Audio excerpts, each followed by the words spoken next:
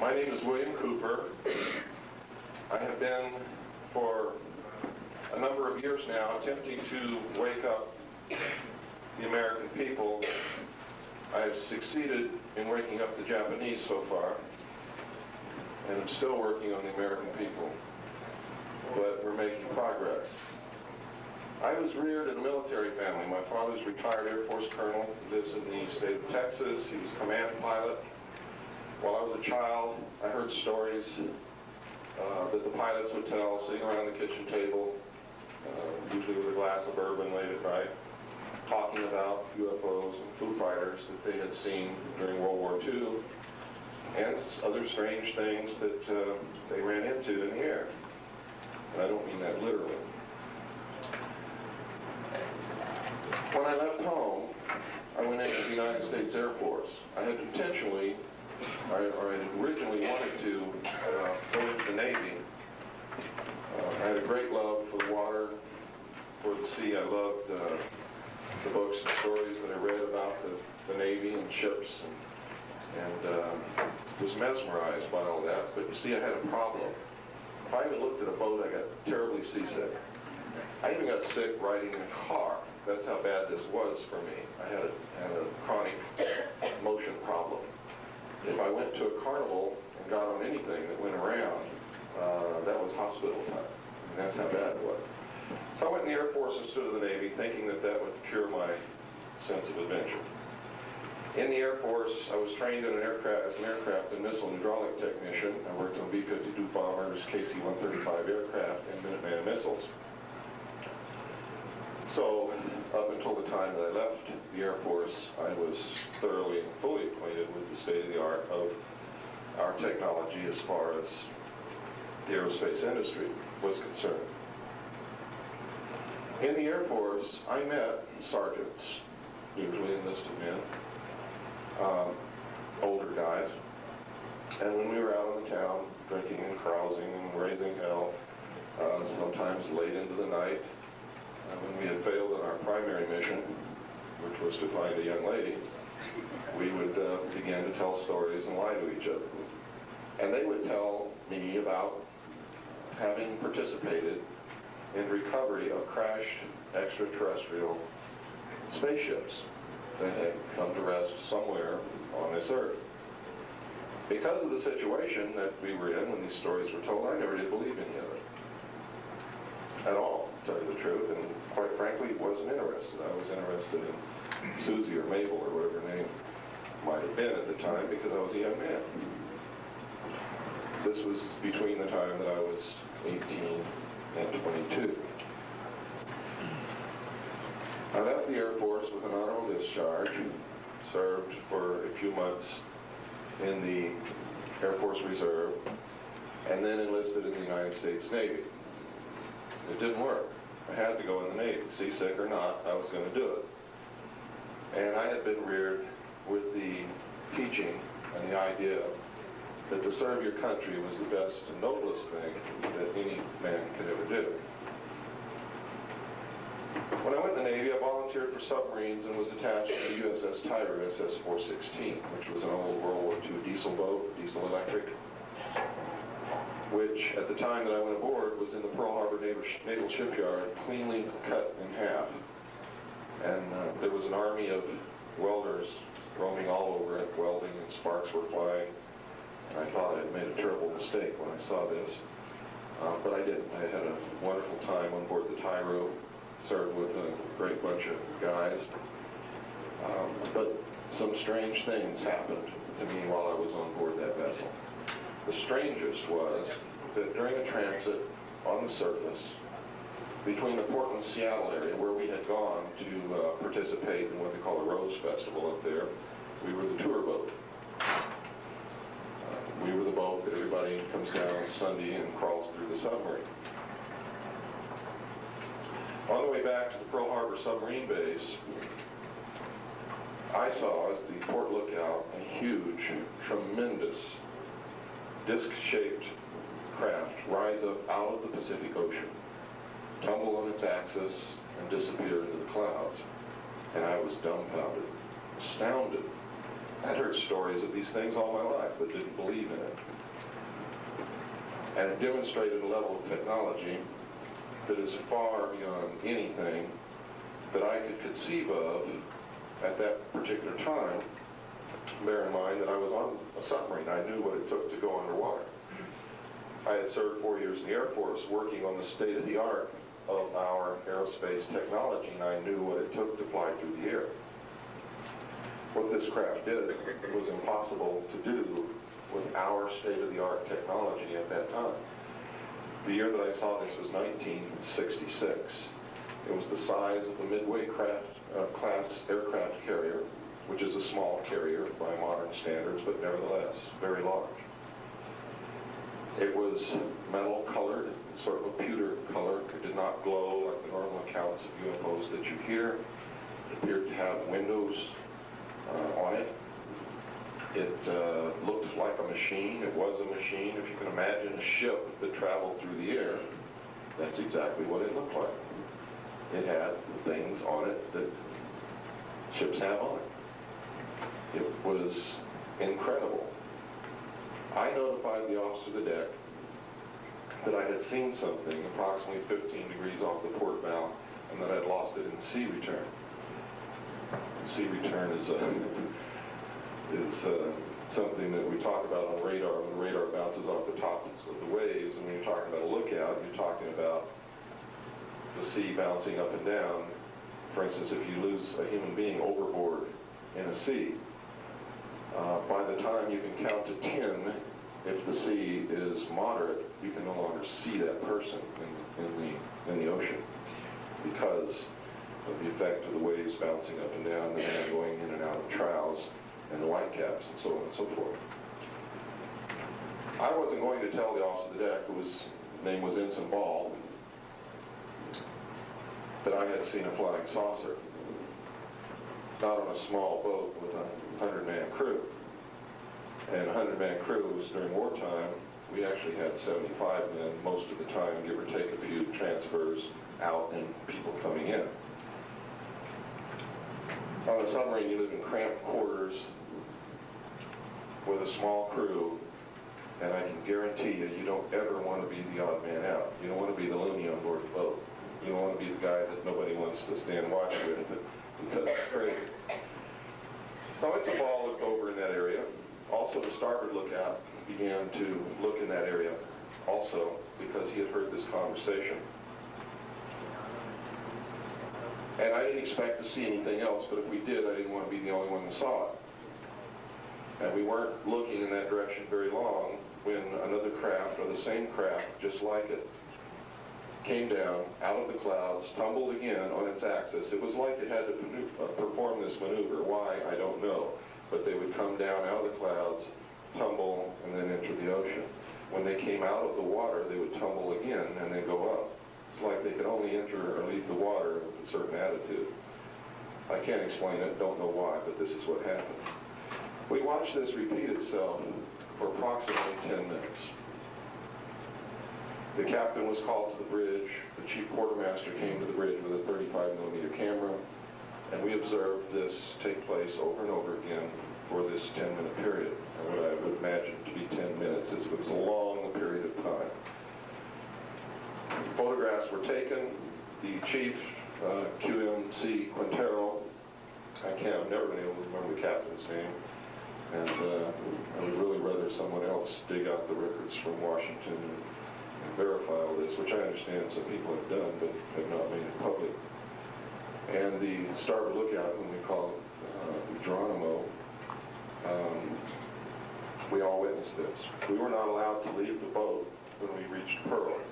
In fact, we were told right after the incident happened, as the captain took the camera from the chief quartermaster, that we were not to discuss this with anyone ever in our life, not even amongst ourselves, which was very unusual. If you even worked on a top secret project, you were allowed to talk about it amongst yourself at work, but you were not supposed to talk about it anywhere else. Well, he was telling us we couldn't talk about it under any circumstances whatsoever. When we reached Pearl, we were not allowed to go ashore. None of us, not even the captain. In fact, a message had arrived on board that those who witnessed this incident were to stay on board the vessel. We were debriefed individually in the captain's stateroom by a commander from the Office of Naval Intelligence after we had arrived at Pearl. And I believe it was about 2 hours before he made his appearance on board. The gist of the debriefing was a harangue after being asked, what was it that you saw? When we answered honestly what it was that we saw, we were harangued and yelled at and screamed and threatened until, and I'm not sure really what transpired with the others in there, but we all arrived at the same conclusion that we didn't see anything. And this is what I told the commander. The captain was relieved, could see it on his face. He was happy that I said that. The commander was happy. However, nevertheless, even though I didn't see anything, he gave me regulations and laws to read governing the disclosure of national security interests, and I had to sign a security oath saying that I would never talk about what it was that I had not seen for the rest of my life. Now, this made a big impact on my life because I knew right then and there that something was going on, and at that particular time I was convinced that we were being visited by extraterrestrials. I was sure of it. What I had seen, I was sure, could not have been built on this earth by people, by human beings. Since then, I've gone from being sure that extraterrestrials are visiting this earth back to, I don't know who the hell's doing this. And I'll explain that as we go along later. But the odds are, from the last 20 years of research that I have done, the odds are solidly with human origin. Doesn't mean that everything that we see in the sky is human. Some of them, I'm sure, are natural phenomena. Some of the things that we see in the sky may be of extraterrestrial origin. But we're going to talk about, during this time together this evening, the results of what I saw in top secret documentation when I was later attached to the Office of Naval Intelligence and assigned to the intelligence briefing team of the Commander-in-Chief of the United States Pacific Fleet, and over 19 years of very thorough research, conducted not just by me, but by many people. Now, let me give you a little bit about my background since those days. When I left the Navy in December the 11th, 1975, I did so because what I had seen in these top secret documents and things that I had participated in, operations, told me that I couldn't be a part of the United States Navy anymore, and in fact couldn't be a part of the United States government anymore because the people were being deceived. I left the service 5 years before I could have retired very comfortably on your tax dollars, and if I had done that, I probably would never have spoken up or told anybody anything about what I had seen during those years, because that's how they keep people silent. If you talk, you can be prosecuted, you can be put in jail, you can be fined up to $10,000, and you can lose all pay and allowances due or ever to become due. My own father told me, sitting in his living room in Texas, he says, "Son, I'm proud of what you're doing. I've known about this all my life." Bear in mind, this is an Air Force colonel talking. He said, "I've known about this all my life, and I'm proud of what you're doing. But I can't help you because my retirement check is the only income that your mother and I have for our old age." So those of you who wonder why military people and retired people don't talk out, that's why they don't talk. They can be totally and completely devastated, wiped out overnight if they did. Now, I believe there are ways to do it, but still that fear is there. And it's an overwhelming fear. It scares the hell out of people. How many of you in here are approaching the time when you're going to have to rely on your retirement to take care of you for the rest of your life? Let's see a show of hands. If you knew, let's see a show of hands again. If you knew that you could lose that retirement check if you talked, would you talk? I think that's a good indication for the rest of you as to how these secrets are controlled. There are several ways to control people, and money is one of the primary methods of control. When I left the Navy, I became an instructor first for the Coastal School of Deep Sea Diving, and then the chief instructor. Eventually served on the board of directors. I went from there to the College of Oceaneering in Wilmington, California, where I served as the head of the deep diving mixed gas saturation diving department. It is the most prestigious commercial diving school in the world. While I was there, because many of us were ex-Navy and had served in intelligence or SEALs or in some area of the Navy where we had very high security clearances, we also trained many divers, military divers of foreign countries at that school. We trained the entire Israeli Special Forces diving team, who then went back to Israel and set up the first diving school in Israel for the military forces, and those students served as the first instructors for that school. And we did many others. We taught a contingent of divers sent to us from communist China. And you're wondering, how did that happen? I thought we were in a Cold War with communist China. Well, some of the things you're going to learn tonight are going to open your eyes and open your ears, and I hope it will open your mind to the fact that what you perceived as reality for the last 50 years has been the biggest snow job that probably has ever occurred in the history of the world. I'm going to tell you right now, what you perceive as reality is nothing more than a ride in Mr. Toad's car in Fantasyland, in Disneyland, and your e-ticket has expired. They're closing the park, folks, and you got to go outside, and you're going to see on Anaheim Boulevard some hookers standing on the corner for the first time. I stayed in education knowing that, and believing, still believing, and that's why I'm doing this, that education is a key of some kind to the future for all of us. I served as the admissions director for Aircraft Technical Institute, the assistant director for Adelphi Business College, the executive director of Adelphi Business College, the executive director of Pacific Coast Technical Institute. I was the executive director of National Technical College. I was the national marketing coordinator for United Education and Software.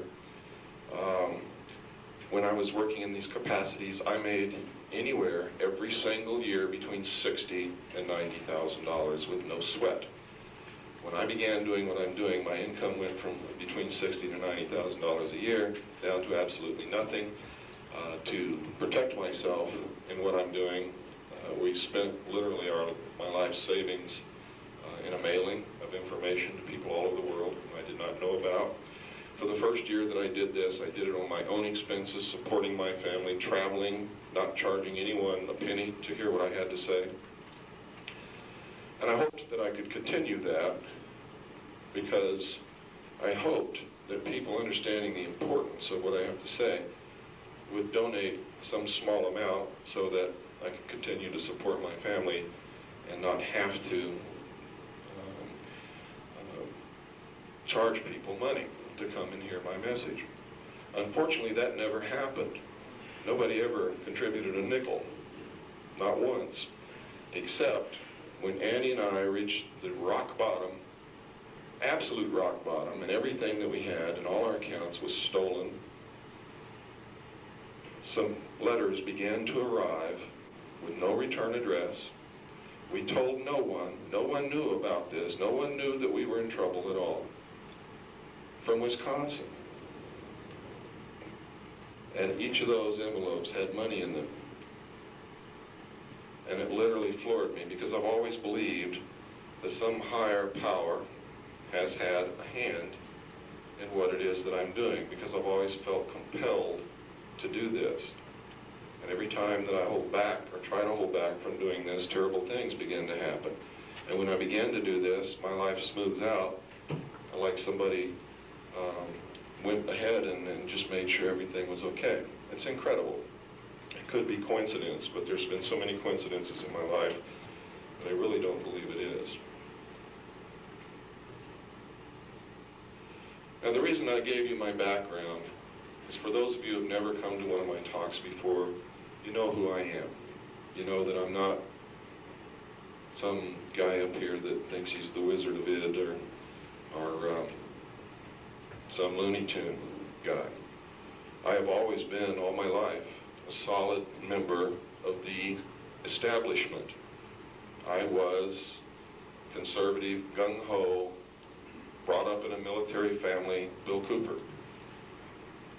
I have always contributed to the community that I live in. I have always participated. I have never been a burden on anyone in my life, nor do I ever intend to be if I can help it. So that should give you something to go by when you weigh what it is that I'm going to impart to you tonight. And this is a workshop, except for the fact that we've been cut severely short on our time. I want it to be a workshop. I want some interaction here between us. But I don't want to get to the point where we're arguing semantics, or if I say something that disagrees with your religious point of view, I don't want to get into religious arguments, because that's not why we're here. I'm here to impart to you what it was that I saw in documentation many years ago, and what I've learned through 19 years of research. And I hope that that knowledge will help you in your search for the truth. And as in every lecture that I ever give, or every workshop that I ever give, or any conversation that I ever have with anyone, I don't want you to believe anything that I impart to you tonight unless you can go and verify it and confirm it from different sources. And I don't mean because somebody tells you that Bill Cooper, yeah, he was telling the truth. I mean, you've got to be able to prove it to yourself. You see, one of the reasons that we've gotten to this point, folks, is that most people are blindly believing on faith what they're told by a lot of people. A lot of people. The government, for one. Your parents, for another. And a lot of untruths have been passed down and are still being passed down from father to son, to his son, and mother to daughter, and so on and so forth. We were taught, at least when I grew up, that this was the greatest country in the world, and it could never fail, and our government could not ever do us dirty, would never lie to us. It just couldn't happen. And I'm here to tell you that it hasn't happened.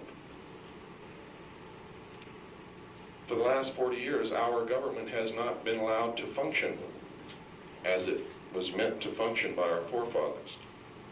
It has been infiltrated. It is being controlled. It has been subverted. So be very careful, because there are people in the land whose message is, our government has failed. Democracy doesn't work. The republic is not viable. The Constitution doesn't work. Must be replaced with some other form of government. You be very careful that you don't buy that. Because our government is we the people. And it will work if we want it to work, and it will fail if we want it to fail. And that's the real truth of the matter. Let's go back a long, long way. Let's go back to a group of people probably standing on the edge of a forest near a cave, probably with no clothes, or if they had clothes, they were probably animal skin. These people had made probably the first progression in what I call the ultimate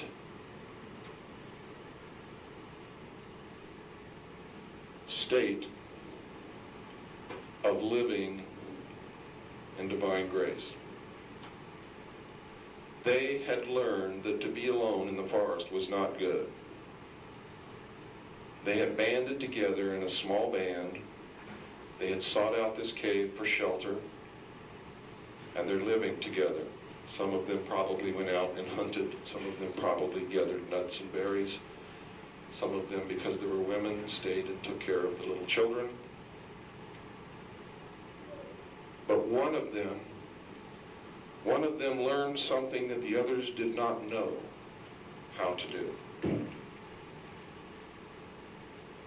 And this person realized, whoever this person was, that if he concealed the process by which he did this act, whatever it was, from the others, that he could have the best and warmest spot in the cave to sleep, that he could have more food than everyone else, that he could probably have the woman of his choice, that he could be the king. And so he withheld knowledge from the others. This man, whoever he was, founded the Illuminati.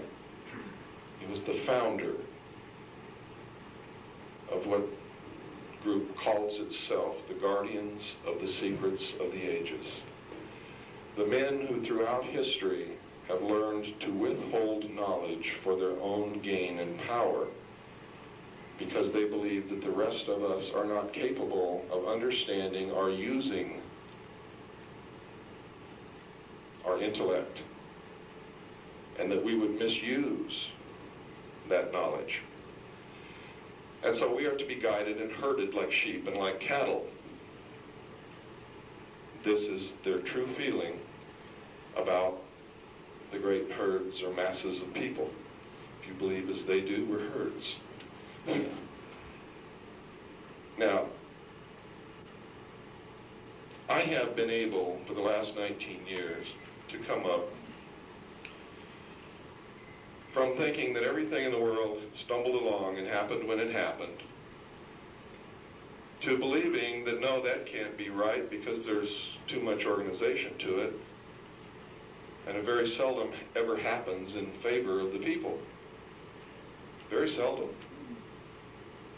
And if it were by accident, it would have to happen in our favor more often, but it doesn't. So I began to look in conspiratorial literature, in history, to find evidence of this. And I've not only found evidence, but I found proof. I found that these men existed all the way back before the ancient Temple of Wisdom in Cairo, long before the birth of Christ. And that they existed in what were called the mysteries, or the mystery schools. And that they existed in the temples as priests who used technology and knowledge, no matter how primitive it was. They used it with a superstitious people to gain and hold and control governments, people, religions throughout history. Now, for those of you who may be here wondering, uh-oh, this guy is going to come out here with some strange religion. Let me tell you that I'm not going to preach to you tonight, but we are going to talk about religion, because that's been one of the methods of controlling people throughout history. If you want to know what my own personal religion is, I'm a Christian. But I'm not the kind of Christian you see on television on Sunday morning. I believe in the Constitution completely. That is my one and only political stance, is that I am a constitutionalist. I am an American. I believe in this country. I believe that what our forefathers set up for us, they gave us all the tools to make sure that if we were capable, we could not fail. If we were not capable, we were guaranteed to fail. I believe that if the Constitution says something's okay, it is. If it says it's not, it isn't, and that's all there is to it. I'm not a Republican, Democrat, libertarian, populist, or anything else. I'm just an American, and I go through life wondering why there's no other Americans around but me. I think that's very strange. I think it's absolutely incredible myself that we have a country full of Democrats, Republicans, Libertarian, Populists, no Americans. So that's my political viewpoint. For those of you who are wondering if I'm a communist or if I'm a Democrat or if I am a follower of the Nazi movement or whatever that happens to be, I'm not. I'm just an American. What makes me different is I can guarantee you that very few of you who have ever seen a real American before, no matter what you think of yourself, if you've been manipulated into believing that you have to be a Democrat or a Republican, if you have to call yourself a liberal or a conservative, then you stopped being an American when you made that decision, because there is no such thing. If you believe in the Constitution and the Bill of Rights, then you're an American. If you believe anything else, you're not. It's as simple as that, because that document is America. If you don't believe me, tear it up and throw it in the trash can and see how long this country exists. America is that document, and it is nothing else other than that document. So if you believe in this country, you must believe in that document. Otherwise, you're believing in something else. I'm not against that. If the majority of the people in this country don't believe in the Constitution and want to get something else, then it is in the Constitution a method by which we can do that. And if we exercise it legally and lawfully through the Constitution, that's okay too. But when we try to go through the back door, no, it's not. We're being subverted. The Constitution is being destroyed, is in the process of being relegated to the trash can, and most Americans don't even understand that.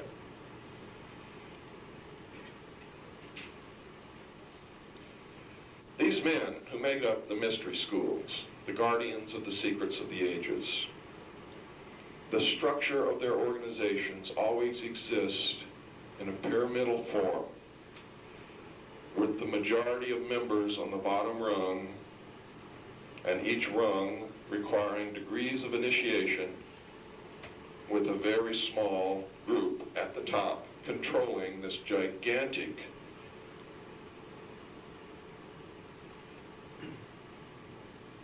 number of people below them, and they are used to gain a consensus of opinion by which these men control the society. They exist in many different names, many different occupations. At times they appear to oppose each other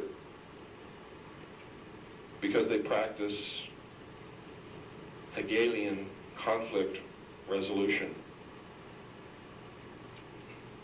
Thesis, antithesis, the clash between the two results in synthesis, which is always where they wanted to get to begin with. But to get there without you realizing that they're the ones who manipulated you there, they divide you up into opposing groups: Republican, Democrat, Libertarian, Socialist, Communist, and they cause you to fight with each other. They are the ones who create the problem that will give them the solution that they want. But it is you conflicting with each other that brings about that solution, that synthesis. And in that respect, they're absolutely right. We are no better than cattle, and we are stupid because we don't even realize that we're being manipulated in that manner. And this occurs all the time. Their symbol is always the triangle with the eye, the all-seeing eye. This is their identification mark to each other. And most people don't understand it and don't realize that our forefathers belonged to this secret group of men.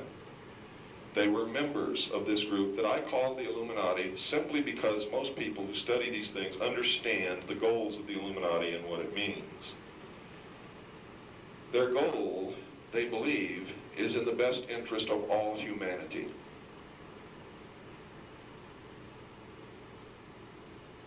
And we'll go into that a little bit more along the line. They believe that they're doing the right thing. They believe that the end justifies the means. They believe that they are the only ones on this world with truly mature minds.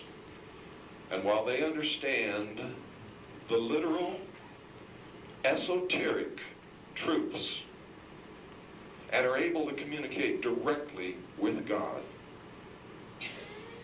we are only giving the exoteric interpretation. And we kneel at a stone altar that can neither hear nor talk back to us. This is what they believe. They believe that we are cattle who do not use our intellect, and thus our stakes on the table by choice and consent for those who do use their intellect. And my goal, I have a couple of goals. One is I do not ever want to make another prediction that turns out to be 100% accurate, because that will mean I'm succeeding. In other words, I want to be a failure at predicting.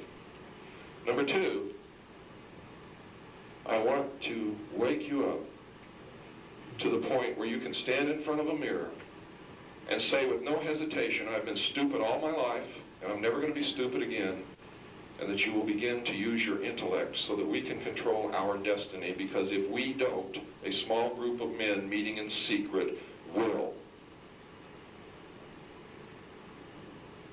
Make no mistake about it, they will. And the only way that they can do that is if we are brought under complete and total control on a 24-hour basis. That's what the New World Order is all about.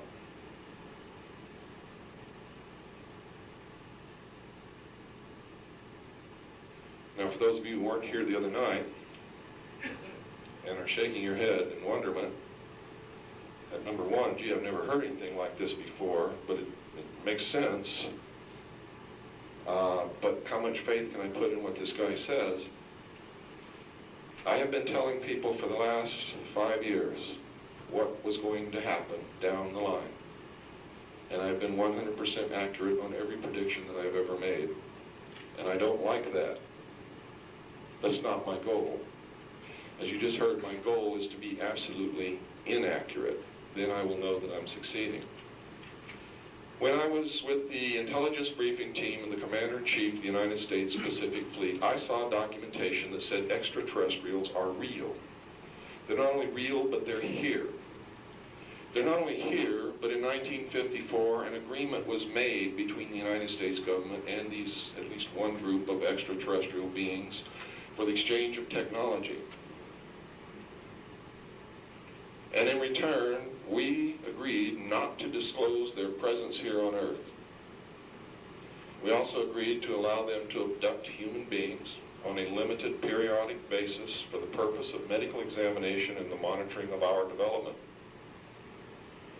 That this was being, the exchange of technology was being conducted in an area called Dreamland, which was in some place which had a first name of Yucca, and I can't remember what the last part was, but I've been able to locate several Yuccas: Yucca Valley, Yucca Proving Ground, Yucca Flat, and there may be even more.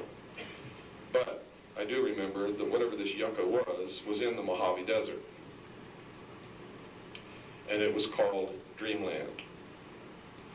I know that recovered, crashed extraterrestrial craft in these documents that I read were being tested first in an area called Tonopah, and second in an area, after it was built, called Groom Dry Lake, or Area 51.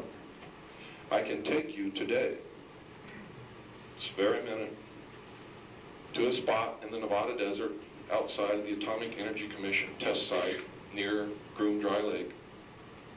You can bring cameras, videotapes, whatever you want, and you can stand there in the desert, if you're willing to stay there 2 or 3 nights, and watch these craft fly.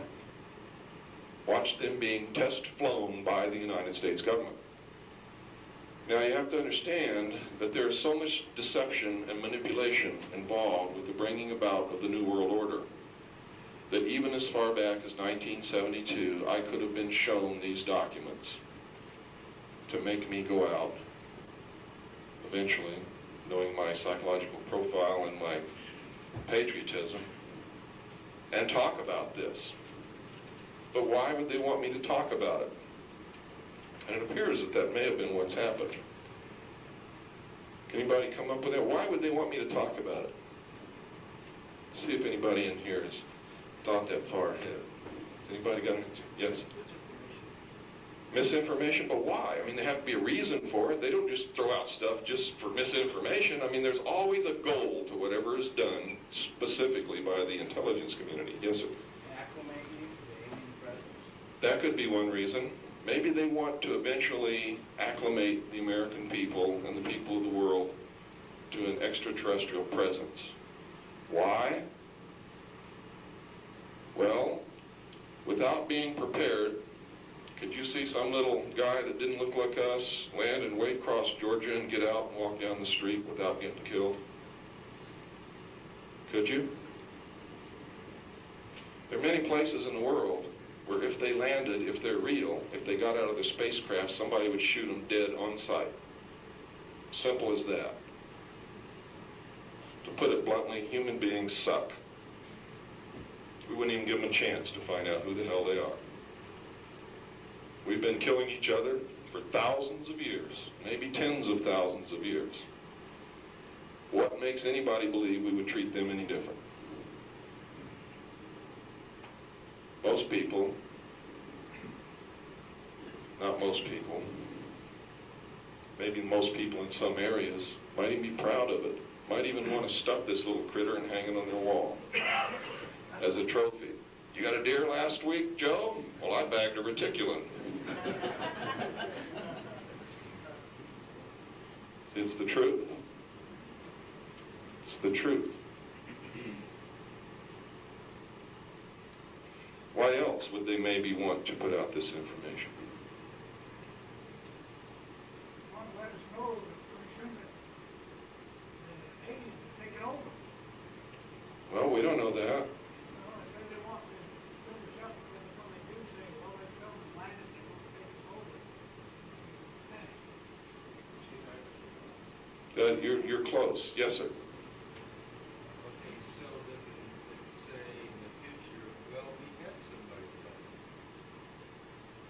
that. That's a good one. Panic would cause economic collapse. And then would there... That's true. Without preparation, there could be all kinds of consequences, all of them bad. And they could say, hey, we've been telling you for years. What do you mean we never told you? We've been telling you for years. You're just too dumb to realize it. Yes, sir. I think for like movies, a lot of television, it's kind of their way of testing our reaction. And they can go from there and adjust. We might be looking for individuals who are under their schemes to stop us. Absolutely right. One good example of that is Robert Lazar. I encourage all the other scientists who work at the test site to come forward. If any of them did, I guarantee you they're locked up tighter than a drum right now. Yes, sir? Just reaction That's a good one. In other words, a shock test for the computer model of the New World Order, which has already been in place. I'll try one more. Yes? Declare martial law. Pardon? Declare martial law. Declare martial law? No. No. How about this? How many of you in here have ever read a report called A Report from Iron Mountain? Anybody? Stand up. I bet you this guy's got the answer. What did it say in that report?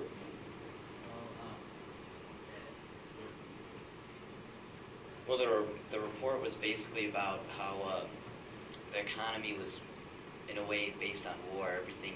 The report was called Report from Iron Mountain on the Possibilities and Desirabilities of Peace. And what that study group wanted to know was if it was possible to continue the system in peace without using war. And What was the part that Now, I'm really proud of this young man. I just met him here. How old are you? 16 years old. He knows a lot more at 16 than I ever knew at 30. And I guarantee you from talking to him, he knows a lot more than most of the people in this room. That's the future. And as long as we have young men and women like him, then we stand a chance of having a good future. So, for those of you who live in Phoenix, I'd appreciate it if you'd really give this guy your support, especially if you have groups and things that meet. He wants to establish a group for younger people to learn about these things.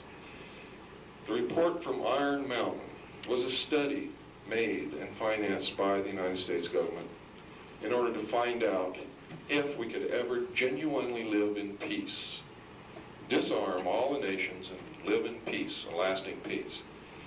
The report, the conclusion, was not too optimistic in that the report made it very clear, and for those people in this room who really understand how the economies of the world work, you know that the economy of not just this nation, but most nations of the world is a war-based economy. And without the defense industrial complex, we would be at this moment in the midst of a depression that would make the Great Depression of the early part of this century look like a Sunday school picnic. We derive over 70% of our gross national product directly from businesses that service or support the defense industrial complex.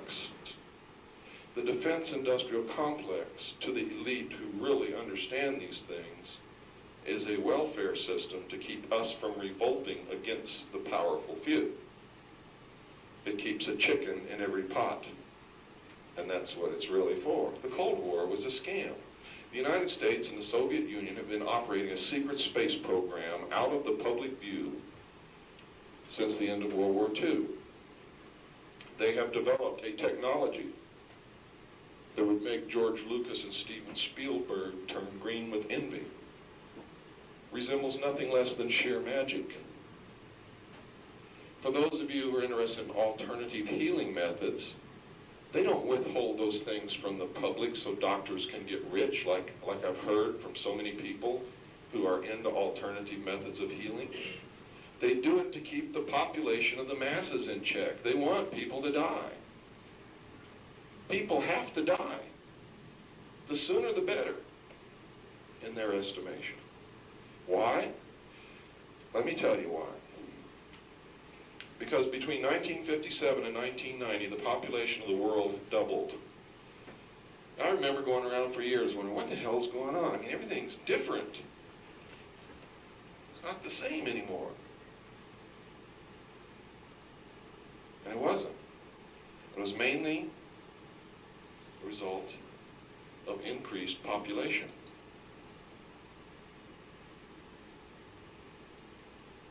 What happened between 1950 and 1990 is going to happen again in maybe as little. See, that was 33 years. It may only take another 28 years because it's an exponential doubling. Each time, it only takes a shorter period of time. Between 1957 and 1990, when the population doubled, that meant we needed twice as many trees, twice as many homes, twice as many highways, twice as many cars, twice as much gasoline, twice as much clean, fresh water, twice as much food, twice as much cotton, twice as many wigs, twice as many barbershops. And guess what, folks? In another 28 years, we're going to need twice as many of everything else again. How long do you think that this earth can support that kind of thing? And you listen to people like Rush Limbaugh who say, there's no population problem. And I'm Rush Limbaugh, excellence in broadcasting. We could take every man, woman, and child in the whole world, fit them into the state of Oregon, and everybody would have half of a city lot to live on. That's an imbecile talking. Sure, you could put them all there, but how are you going to feed them? Where are you going to get the trees? Where are you going to get the leather for shoes? Where are you going to get the food? What are you going to do with the waste? We've already run out of landfills. A lot of what's going on in the world is about population. It's about the survival of the human race. It's about the ultimate victory in this race between good and evil, the balance of the universe. Who's going to win? And what are they going to do with everybody else that doesn't win? This country was founded as the answer to that problem. The United States, we've all known, anybody who's lived in this country has known that this country somehow is special, not because we live here, simply because this was the ultimate pinnacle of achievement of mankind throughout the history of this earth. Never in history had any peoples ever been granted kings, sovereign kings in their own right, with the government as their chattel slave, until the Bill of Rights, excuse me, not the Bill of Rights, but the Declaration of Independence and the Constitution was written. And later the Bill of Rights, which filled in some of the things that were left out of the Constitution.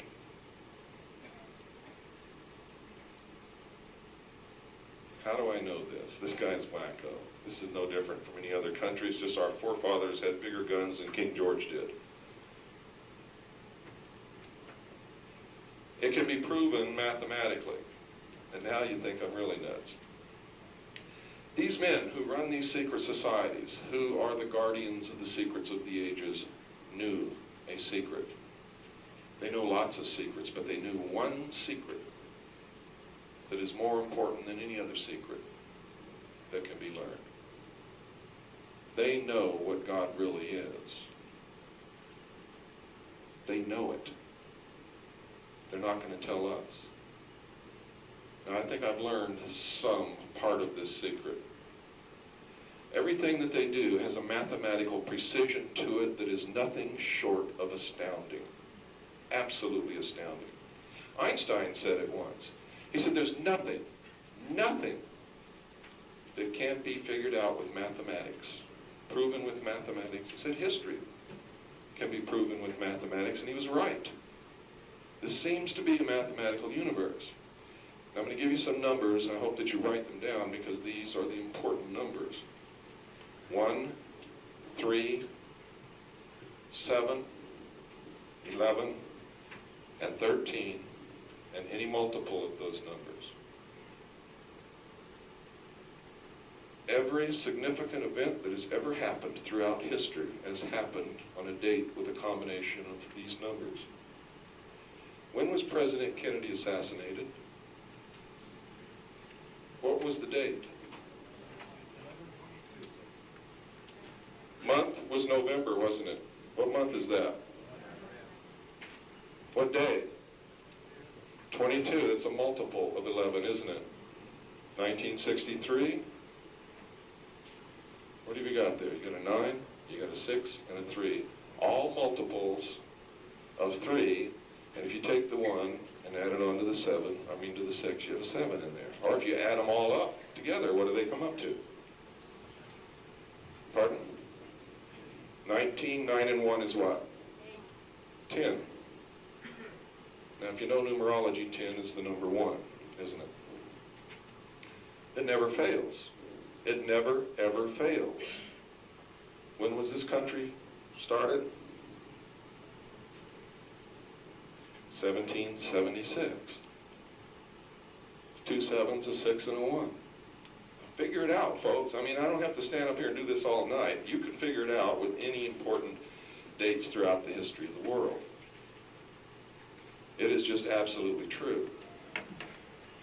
Now, you can go a step further. They believe, and I've come to believe this also, and that's why my job is so important. We have to raise, as the answer to this battle, we have to raise the collective consciousness of the entire human race, and we have to do it quickly. It must be done. And I know there's some of you out there, you never heard of this. What is a collective consciousness? It is all of us thinking the same thought, which then becomes powerful. It's the power of prayer. That's what prayer is. And I'm not preaching to you, and I'm not talking religion. I'm talking fact. This is the truth. This is one of the ultimate truths that's been withheld from us. A thought, a pure thought, if enough people think it, will manifest itself as reality. And when it manifests, it grows. And as it grows, it will take on a three-dimensional quality. And that's why the pyramid is the building block of the universe.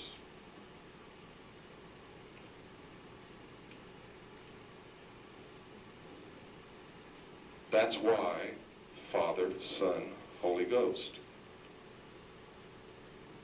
That's why the number 3 is so important. That's why in one there is always 3.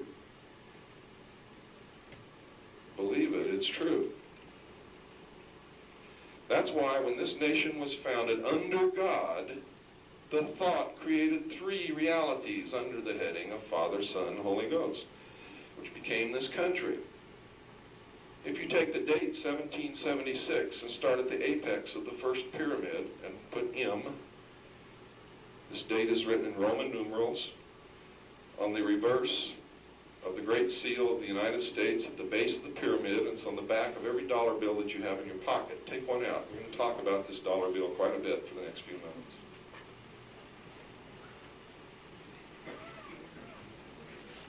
Nobody told me all this, folks. It's just that in all my years of studying these secret societies, all of a sudden, I began to become illuminated, which is what they call themselves.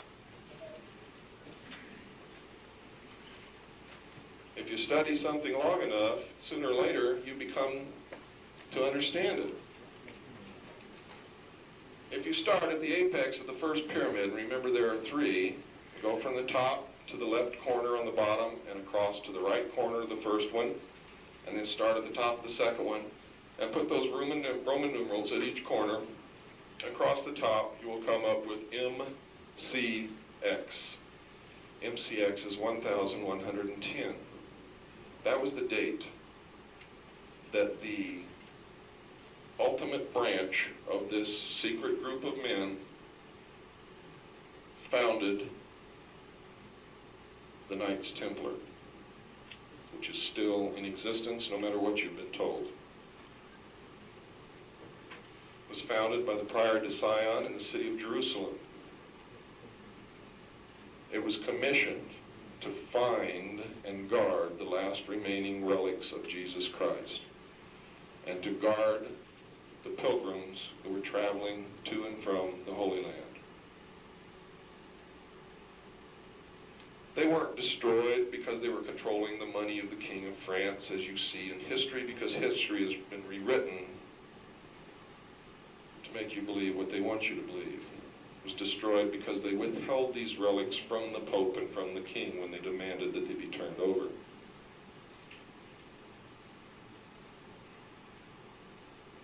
Now, if you take 1110 and take the culmination of prophecy and add to it, which is 666, what do you get? You get 1776. The Knights Templar were founded to fulfill prophecy, and this country was founded to fulfill prophecy by these men according to a mathematical formula. Now, if you did that with the triangles across the bottom, take the 2 Roman numerals at the bottom of each pyramid and add them together, and you come up with the first one is 600. That's what you should have. The 2 Roman numerals at the bottom of the second pyramid should add up to 60. And the 2 Roman numerals at the bottom of the third pyramid should add up to 6, which is 660 and 6. The foundation of this country, the thought, manifested itself as the fulfillment of prophecy. No, you're lost. I said draw in your mind 3 pyramids. Take the Roman numerals at the bottom of the pyramid on the back of the dollar bill, starting at the top of the first pyramid with the first Roman numeral. And then go down to the lower left and the lower right, and start at the top of the second one and place those Roman numerals. It's 1776 in Roman numerals. There's 9 digits on the bottom. Yeah.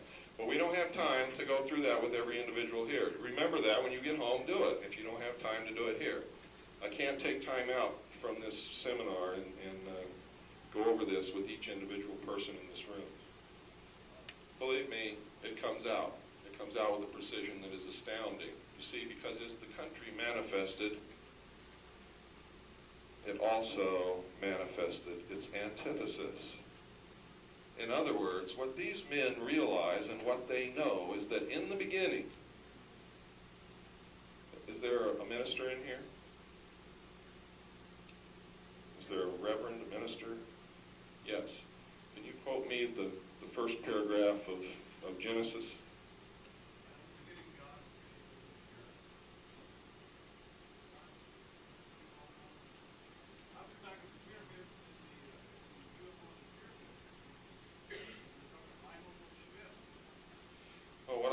What I'm talking about, and I didn't want to misquote it because I've memorized it. In the beginning, God created the heaven and the earth. It talks about there was the Word, and the Word was with God. These men believe this, and I've come to think that this is probably true. No matter what your concept of God is, if you believe in a God, God created everything that there is. If you don't believe in God, then it all happened by accident, so this may have been the way it happened by accident. You know, we don't have to be in church to understand this, and it has nothing to do with church because the men who believe these things aren't religious men.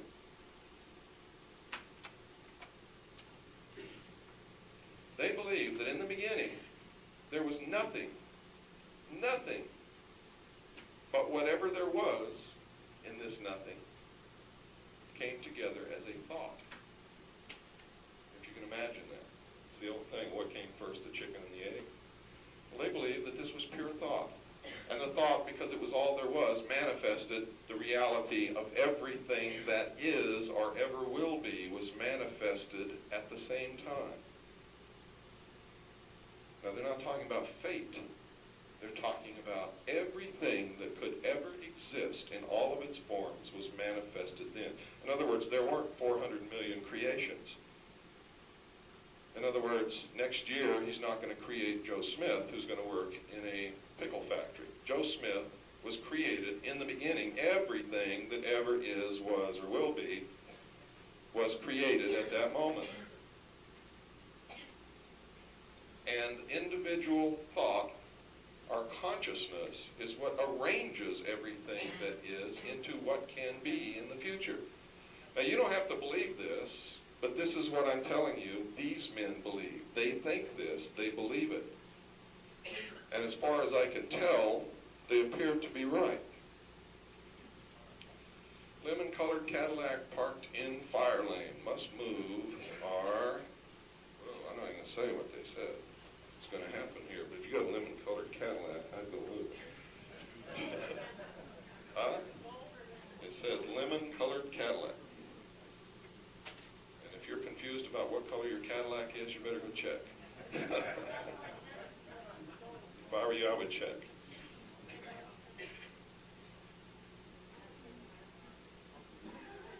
Okay. Now, the reason you have to understand what these men believe is so you can understand what it is that they're trying to do. When I was in military intelligence, one of the major efforts was to understand the enemy, was to know everything possible about an enemy commander, about his plans, his education, what he believed, his religion, everything. Because he will base what he does upon who and what he is and what he's been taught. It's as simple as that. If you don't know who you're fighting, you can't effectively fight the battle. Does everybody follow that line of reasoning? So it always amazes me. I'm talking to somebody, and we're in the midst of a deep conversation, and I ask that person, have you read the English version of Pravda within the last month? And they look at me and say, are you crazy? I would never read Pravda. It's a communist newspaper. Then I know that I'm talking to someone who's not too bright. He would never read what his enemy prints, so he's never going to know anything about the enemy. I mean, that's not smart. I know people in the UFO community who won't read someone's papers or someone's book or go listen to someone because that person's not credible. Or that person may be telling some truth, but there's disinformation in there. See, I'm always assembling two puzzles. I'm assembling the truth in this puzzle here, and over here I'm trying to assemble what they want me to believe. I don't throw away anything, and I listen to everyone. I read everything that I can get my hands on, because it's important. How can you fight a war with an enemy that you don't know anything about? And if you don't know what their deception plan is, how do you know that you're not living it? How do you know that you haven't fallen for it and aren't fulfilling their plan of deception to keep you busy if you don't even know what it is? So it's important. You have to do these things. It's absolutely important. Now, this is not a literal meaning in this story. It is, I guess, the metaphor of their God. These men who control these secret societies, who really control this country and every other country in the world, and thus the world, believe that man was held captive in the bonds of ignorance in the Garden of Eden by a vindictive, unjust God named Jehovah. And that Lucifer, the angel of light, who was cast out of heaven to the earth, and is the angel of the earth, the God of this world, set man free from the bonds of ignorance through his agent Satan by enticing Eve to get man to eat of the fruit of the tree of knowledge. Thus Lucifer gave man the gift of reason, by which man, through technology, will become God. That is at the root of their philosophy, and that is the true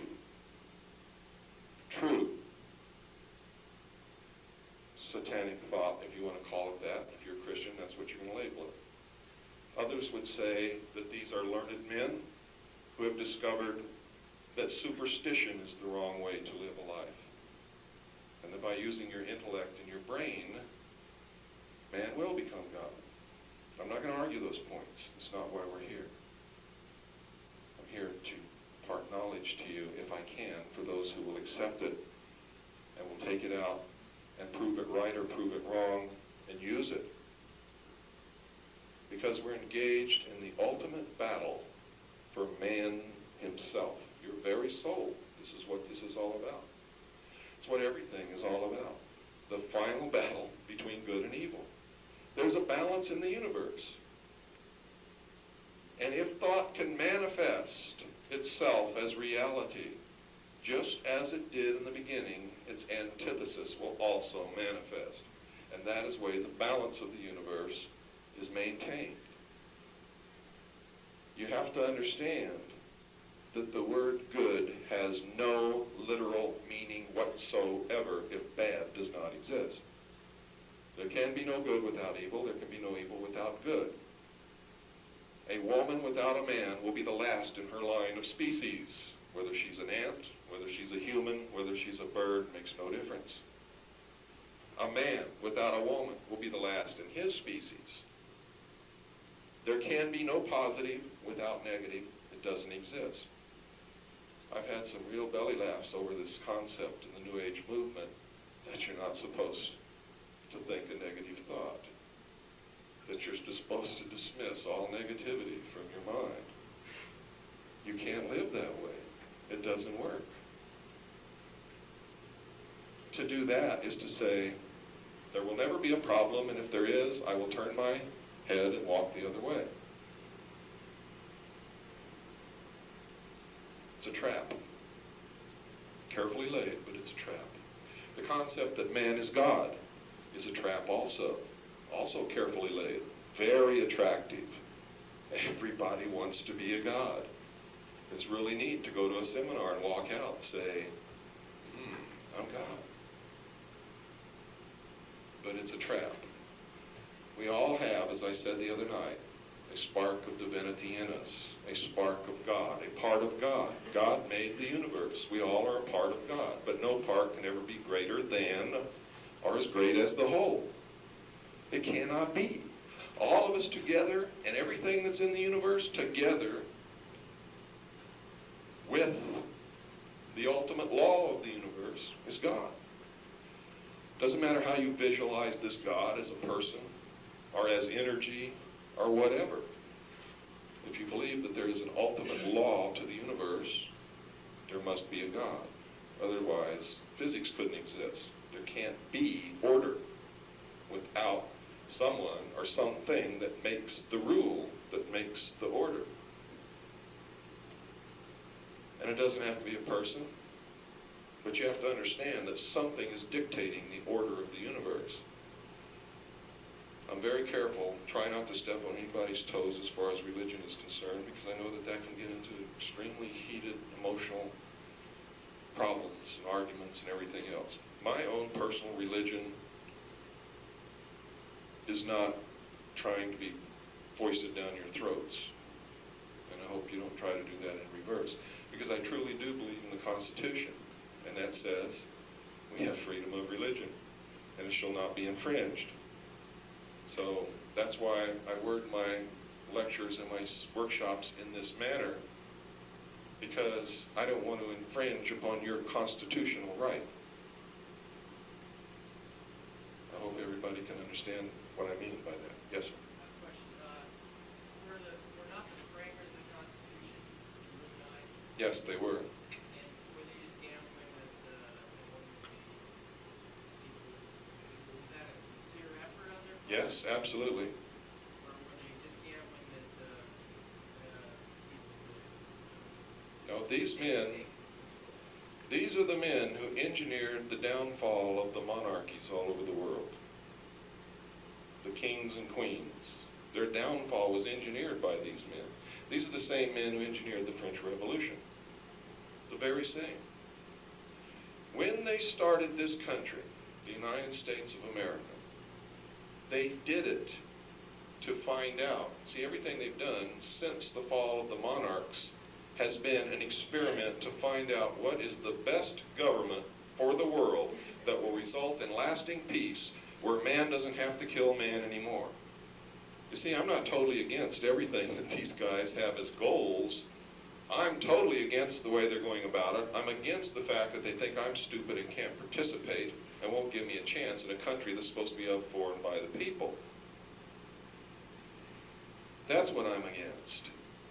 You know, I believe that we ultimately have to find some way, all of us, to come together and stop killing each other. But I don't believe that's going to happen by manipulating a new world order, a one world government, or by locking people in chains, because somebody's always going to be killing somebody else unless we collectively are able to make an evolutionary movement above all of that, so that I don't have to be afraid of you coming to steal what I have, so that I don't have to be afraid of you getting together an army and coming to kill me. You see? All this manipulation by these secret societies is not going to amount to a hill of beans unless we can do this ourselves. And the only way we can do that is by collectively believing in ourselves, using our intellect, really becoming spiritual people, not talking it or going to seminars and feeling good that you went to a seminar and now you're a spiritual person. Boy, for all these gods that are walking around in the New Age movement, man, I've seen these gods do some things that are incredible. For instance, the most spiritually looking people at this seminar this weekend were the only ones that I saw sneaking into workshops without paying. Yet, I mean, they were dressed the part, they were preaching, they were going around blessing people. I'm not going to tell you who they are, because my purpose is not to hurt anybody. But I want you to know that. I mean, you can't profess it and not live it. It can't be done. And expect the world to be a better place.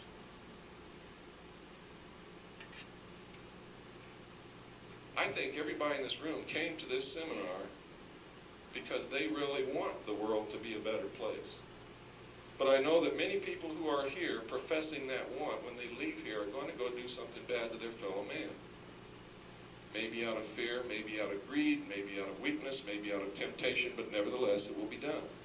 And I can safely make that prediction because that's what man's been doing since the beginning of time, because that is the nature of man. That is our nature.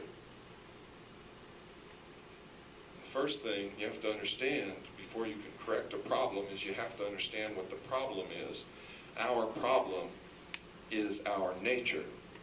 And that's why we must make an evolutionary jump forward in our collective consciousness as a species in order to stop this stuff.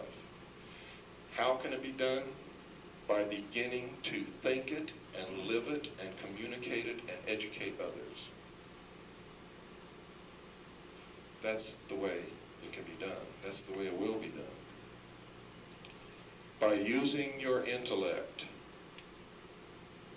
By the next time that George Bush comes on television and tells you you have to send your sons and daughters to Ethiopia to kill the people in charge of the food because they're starving the children, or whatever stupid excuse he uses, that you stand up and say, hey, no way, Georgie, we're not biting on it this time. We're not sending our sons and daughters to Ethiopia to defend this country or anything else, period. We're not fighting any more wars. We're not going to kill anybody else. Did you really believe that for the last 45, 50 years that all the Russians were sitting around their kitchen tables plotting ways to do away with us? Did you really believe that? How many of you think that that was happening? Good. Most Americans did, I think. They thought that every Russian wanted to come over here and wage war on us and bomb us off the planet. It's not true, folks. Those people sitting around their kitchen table were worried about where they were going to get their next ruble and how they were going to feed their kids for the next month, and whether or not they were going to get a promotion at the plant, just like all of you were doing for the last 40, 45 years. It's the leaders that manipulate us into these things for reasons that never become apparent to us unless we start digging, and it usually boils down to money. Money.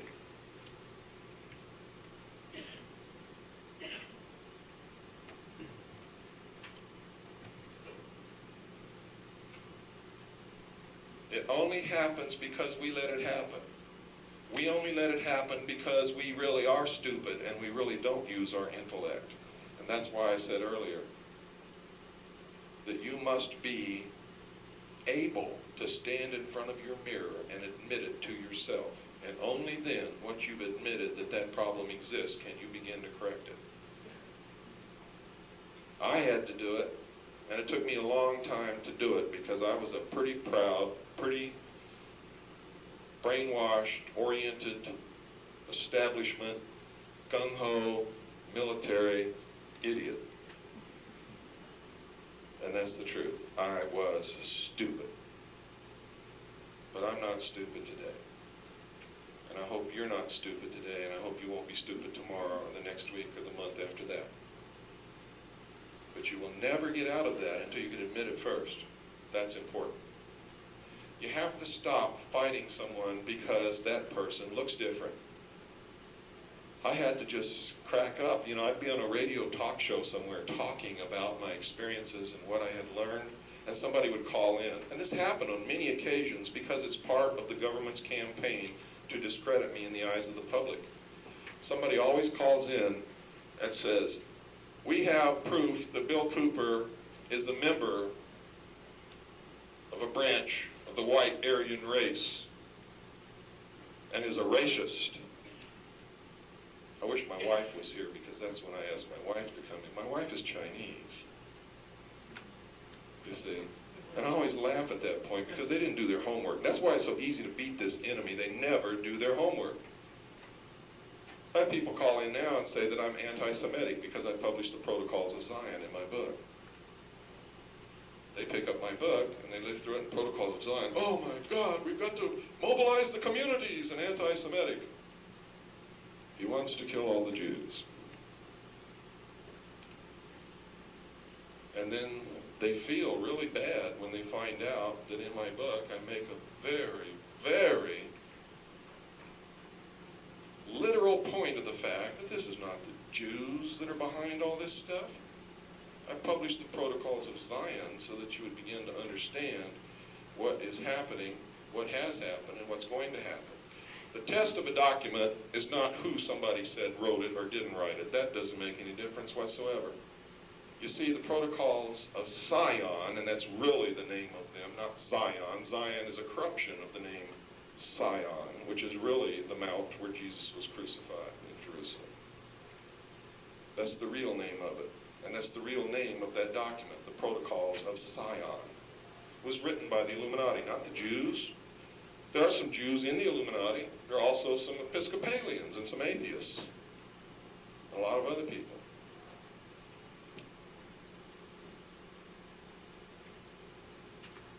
I wrote it so people can see how they're deceived and how this deception works. Another one's the gemstone file.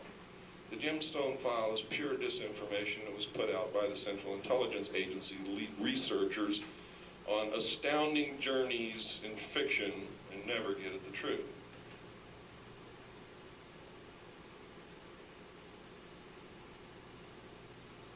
The test of a document, such as the Protocols of Sion, as I published in my book absolutely accurately, I did not change one word, were written in the 1700s, folks. And the test of the authenticity of a document is not whose name is signed on the bottom, it's whether or not the plan in the document is carried out. And the plan in that document has been carried out to the letter since the 1700s, and the only thing that has not come to pass as of this day that's outlined in that document is they have not yet placed a descendant of the house of David who can say that he's related to Jesus Christ on the throne of the world. And when they do, he will not be the enemy. He will be the figurehead of the real shadow power that lies behind the throne, just like right now today. How many of you believe that Ronald Reagan was really running this country? How many of you thought it was Nancy? If you guessed Nancy, you were closer to the truth than if you guessed Ronald, because Nancy is the granddaughter of John W. Davis, the founding president of the Council on Foreign Relations. It was when he married Nancy that he went from a liberal Democrat to a conservative Republican and became a serious political contender. Why did they choose him through Nancy to become the president of the United States? How many of you men in here served in the armed forces of your country? How many of you realized at some point that every single training film that you watched was narrated by Ronald Reagan? See, you were already conditioned and brainwashed that he was the voice of authority and that you should vote for him even though you didn't make that conscious connection. The election that brought Ronald Reagan into power was rigged many years earlier.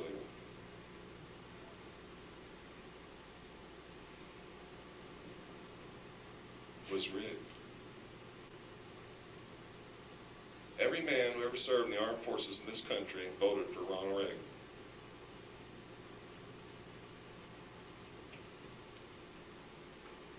Because they had been trained to listen to him, to believe him, and thus to vote for him. Although they may not have consciously made that connection in their mind, it's the truth. How many of you recently saw a show on television called Nostradamus, the Man Who Saw Tomorrow? Narrated by Charlton Heston. How many of you saw that? Okay. How many of you who saw it recognize that it was the same old one that was originally narrated by Orson Welles that had been chopped up and repieced together and was now narrated by Charlton Heston? How many of you realized that? How many of you saw at the end that they had changed it and that the man in the turban who was to be the Antichrist was no longer the man in the turban but was a man in a blue beret, and his name was Saddam Hussein? and that Charlton Heston, who has a top secret Q clearance and who makes the training films for the intelligence community and other branches of the military, said that when this despot, this Hitler, this Antichrist is once and forever deposed by our forces in the Middle East, the world will come together as one. How many of you remember that? That was a propaganda film aimed at you, the American people, by the intelligence community of the United States of America, and most people were too stupid to even understand it. And you think that this doesn't happen in America? I bet you can check it out at your video store, and you should.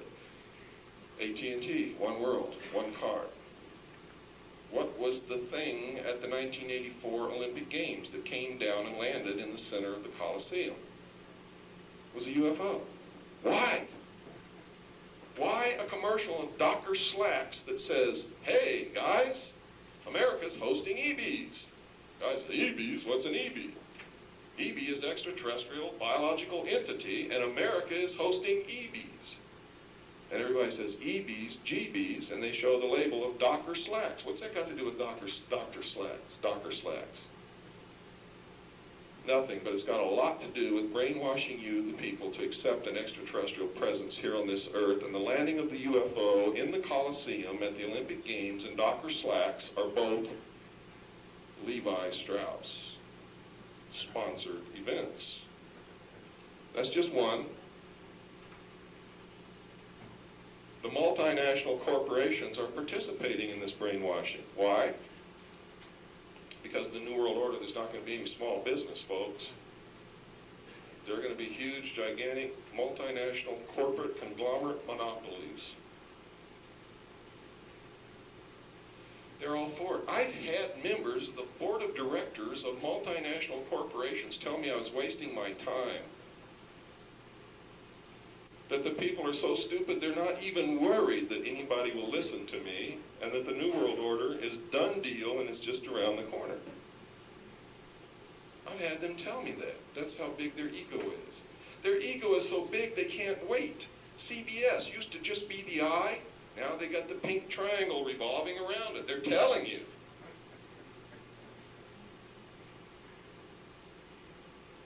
They can't hold it back. How many of you have seen the logo for American West Publishers? How many of you know who American West Publishers is? How many of you have heard of the Phoenix Journals? George Green? How many of you know who I'm talking about? Let's see a show of hands. His logo is the triangle, has an eye in each corner. In the middle is the American flag. In the symbology of the Illuminati, he is telling you America is in total control of the Illuminati. In a way, he's laughing at you. And he's putting out volumes and volumes and volumes of plagiarized word-for-word material to scare you so bad that you will not resist.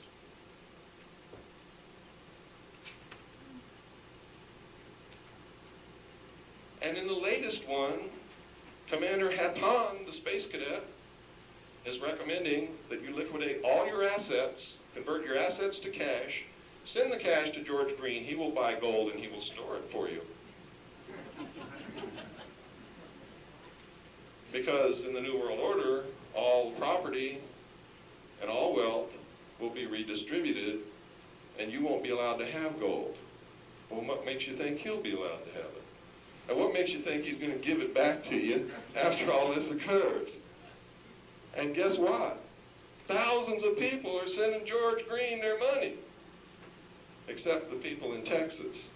You see, because all across the state of Texas are these unfinished real estate developments that George Green started, stole the money, and split to the UFO community. And they're standing down there with a rope in their hand waiting for him to come back. Because he already ripped off the whole state of Texas, and now he's going for you guys. These are just examples of how they're flaunting it right in front of your nose and how people are buying this and sucking it up. I don't even understand what's going on. It's an example of what they believe to be true proving itself to be true, and that's what's got to stop. You've got to stop proving to them that we're cattle, that we're stupid, that we can't use our intellect, and we're not worthy of governing ourselves. Because that's the decision they've made, and that's why the New World Order has to be. You see, this government was founded as an experiment to become the New World Order in one of two ways. Either by proving that people could, through the tools that they gave us, really, honestly, truthfully, and forever rule themselves, or they would fail miserably, and they would lock us down under tight control, and they would rule us. The decision was that the experiment has failed, and I have to tell you, they're absolutely right.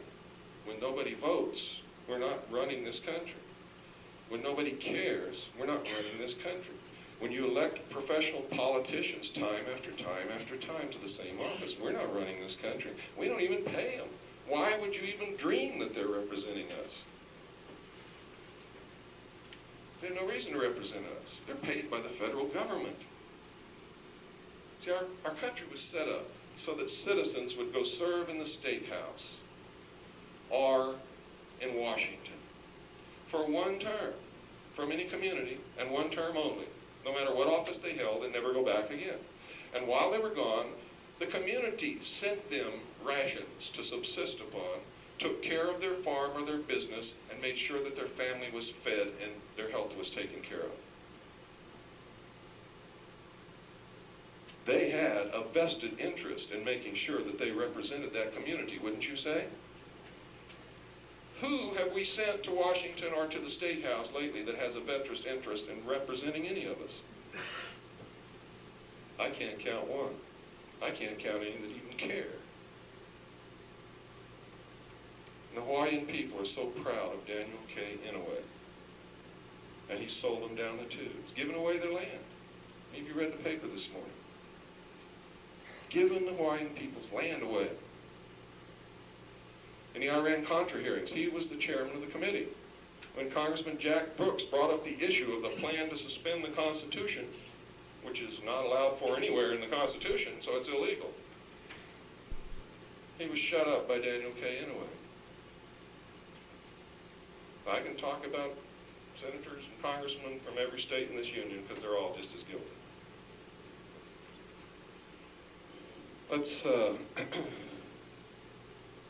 Let's take about a 5-minute break, let everybody stretch. I don't know if you can make it out safely and back to your chair, but at least you can stand up and take a stretch and a breather, and then we'll start again.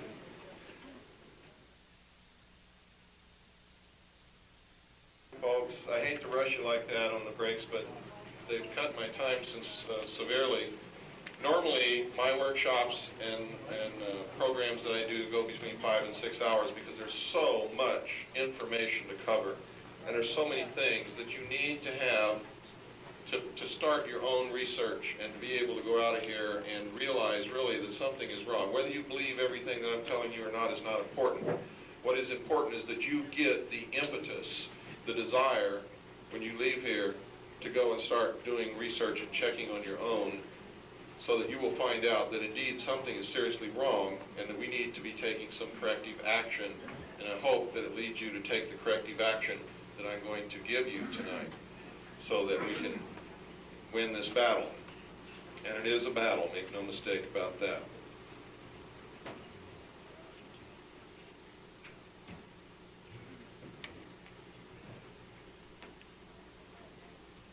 There are ways and means to control people. The Illuminati found out many, many years ago that it is better to have people ask for the control than to force it on them. Does everybody understand that concept? In other words, if I ask for you to put shackles on my ankles, I'm not going to complain when you do. But if you come and try to put them on my ankles and I didn't ask for it, you're liable to have a hell of a big fight if I'm capable of giving you one. That's what that means. That's when they began to practice, and they did this long before Hegel came along, and Hegel may have been verbalizing the philosophy of the Illuminati when he wrote his papers, which outlined the philosophy of of Hegelian conflict resolution through thesis, antithesis. The clash between the two produces the synthesis. Now let me tell you how easily this is done. The Soviet Union, well first, let's start here in the United States. This country was founded, fought for, and established by only 3% of the entire people who lived in the first 13 colonies. The other 97% were either on the side of King George or didn't give a damn. Only 3% of the entire people of the first 13 colonies participated in the writing of the Declaration of Independence, the Constitutional Convention, the writing and adopting of the Constitution, the Articles of Confederation, all of those things, and fought for and established this country. Now, many people, wherever I go, all the time, and this is the time to bring this up because somebody's going to ask it sooner or later, so let's get out of the way now. Many people ask me, why are you doing this? Aren't you afraid for your life? The answer is no, I'm not. I don't even think about it, and I never will think about it. And where would we be if our forefathers thought about what King George was going to do to them if he caught them? We wouldn't even have this country. We wouldn't have this experiment. We wouldn't have the opportunity that we have. I sincerely believe this. Any man or woman who does not have principles for which they're ready and willing to die for at any given moment that is required is already dead and is no use or consequence to themselves or anyone else whatsoever. In other words, if you don't truly have something that you're really willing to die for, you have no reason to live. And that's what's wrong with so many of our people who are depressed, don't have any direction. They get up in the morning, they hate to get up, they hate to go to work, they hate their wife, they hate the TV, they hate their car. They're directionless. They have not identified anything that they can be so passionate about that they're willing to die for and thus be able to have a life. Because that's what it takes to have a life. That's what's wrong with so many Vietnam veterans. They went and they lived on the edge of the razor blade to become a hero like their fathers before them, and they were rejected by the American people. That's what's wrong with them. They were willing to go and die to be able to march in the parades like their fathers did, and they were rejected. Now they have no reason to live. For those who haven't been able to resolve that conflict. How do I know this? I was one of them. It affected me too.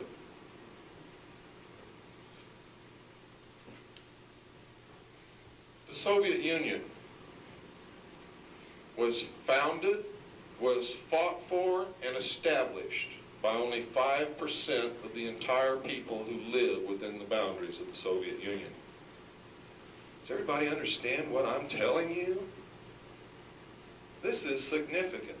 Throughout history, in any major world change, it has been accomplished by less than 5% of the population in any place where it ever happened.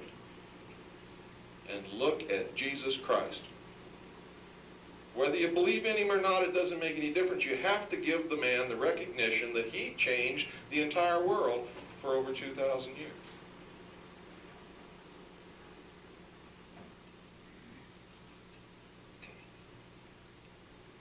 So for those of you with no hope, that should give you hope. It should give you lots of hope. Because we don't need everybody to make this a good world.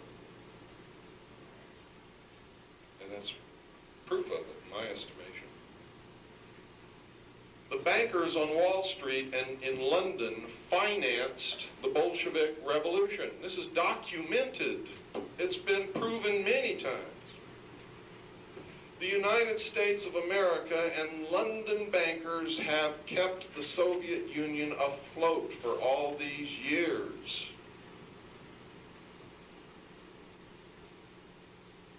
It's been proven. The Rockefeller family has a branch of Chase Bank in the Kremlin. It was David Rockefeller that fired Khrushchev. How many of you knew that? One man, 2, 3, 4, 5, 6, 7. It's true, because Khrushchev talked too much. He said in the United Nations on television, we don't have to bomb the United States. We don't have to bring an army and conquer you. You will be destroyed from within. Bam, Rockefeller was on a plane to Moscow, and 3 days later, Khrushchev stepped down. He almost gave the plan away.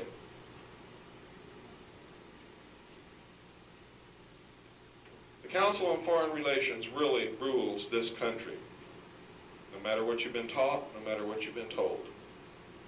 In the back of my book, I've documented in the Bush administration exactly who is a member of the Council on Foreign Relations and the Trilateral Commission, which is a branch of the Council on Foreign Relations. They have infiltrated our government and control it from within. The executive, the judicial, the highest ranks of the military, and many members of the Senate and the House of Representatives. The only one who's not a member is Dan Quayle. How many of you think Dan Quayle is a blithering idiot? There's a lot of people in here afraid to raise their hand, or else they know what I'm going to say next. Dan Quayle is one of the most powerful men in this country. Dan Quayle was the representative of the United States of America to the meeting of the Bilderberg Group in Baden-Baden this year. They don't take blithering idiots in the Bilderberg Group. So stop laughing at Dan Quayle. They're putting out the image that they want you to have of him rather than the reality of who this man is. His family helped bring George Bush to power. His family owns a controlling interest of Lilly Pharmaceuticals. His family has helped George Bush run the drug consortium that is feeding the economy to bring together the New World Order and fund all the black projects that they can't get money from Congress for. How many of you never knew where the drugs came from in this country, or think it's from the Colombian drug lords? Be honest. I'm not trying to embarrass anybody, but I want to see how many people in here really know what's going on. Okay, for those of you who don't know, let's do this little exercise. It's always good for everybody, even if you know it, because it reinforces what you know. Everybody close your eyes, and on the back of your eyelids, draw a map of the United States and all its possessions. And on that map, put a little dot wherever there is a city or a town, anywhere in the United States and all of its possessions. Now, if you've done it right, there should be so many little dots on that map that it would take you quite a long time to count them, because that's how many cities and towns there really are in this great country of ours. Now that you've seen that, understand this. In every single one of those little cities and big cities and towns and communities in this country and in all of our possessions, anyone who wants to can get any kind of narcotic in any quantity that they wish at any time, day or night, and then try to tell me that it's the Colombian drug lords who have such a protection and a distribution network and an accounting system that makes sure that the right amount of drugs are delivered to the right city and the right town on time and the right quantity and aren't caught, because they never run out. The only ones who get caught are the ones that are in competition with the Central Intelligence Agency. And the drug war is not a war on drugs. They're concentrating on the users. It's a war on the Bill of Rights. It's a war on us. It is Hegelian conflict resolution. It is thesis, antithesis, synthesis. They decide what they want, and they put in motion the problem that will arrive at the solution that they want, and they cause us to ask for that solution. How many of you saw the poll recently, the results of which said that most Americans are willing to give up some of their constitutional rights to get the drugs and crime off the streets? How many of you saw that poll? It was on the front page of many newspapers. That's what they did this for. That's one of the reasons. See, drugs are accomplishing three things. They bring in to the black projects and to the New World Order more money every year than the gross national product of this nation. Every year. Number two, it is a form of euphemistic slavery for the lower classes, the proletariat, as they call them. The masses, the cattle, are enslaved with drugs. They are under complete control because the master can control them by giving or withholding their addiction. They don't think of anything else except how can I get my next fix and where can I get the money to buy it. Understand this, it's true. Number three, it creates waves of fear that roll through the middle class of this country and make them rise up and ask for more control. Ask that their rights be taken away. Ask to join the New World Order. Our forefathers gave us one tool that no people in the history of the world has ever had, and that is the second article and amendment to the Constitution. It has nothing to do with whether or not you have a right to go hunting, has nothing to do with protecting your personal property against burglars who might enter your home, has nothing to do with a woman protecting herself from being raped on a city street late at night.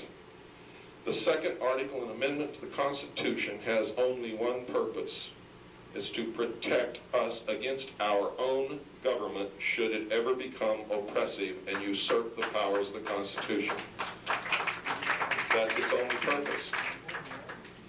Those of you who are for gun control will take away the only real weapon that we have that can truly ensure that they can never oppress us.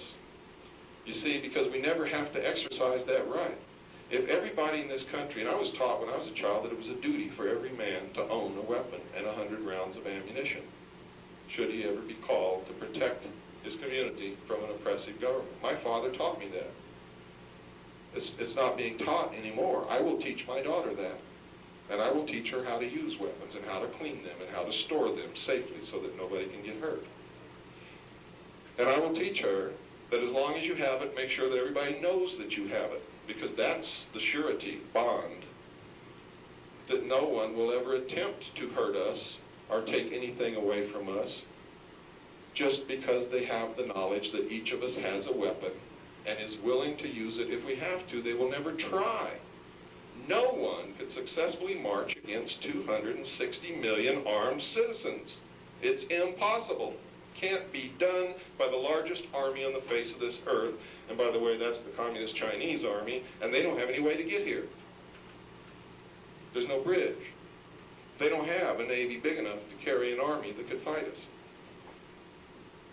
But if you ever allow the second article amendment to be usurped, to be taken away, to give up your guns, that is the day that you will cease to be a free people.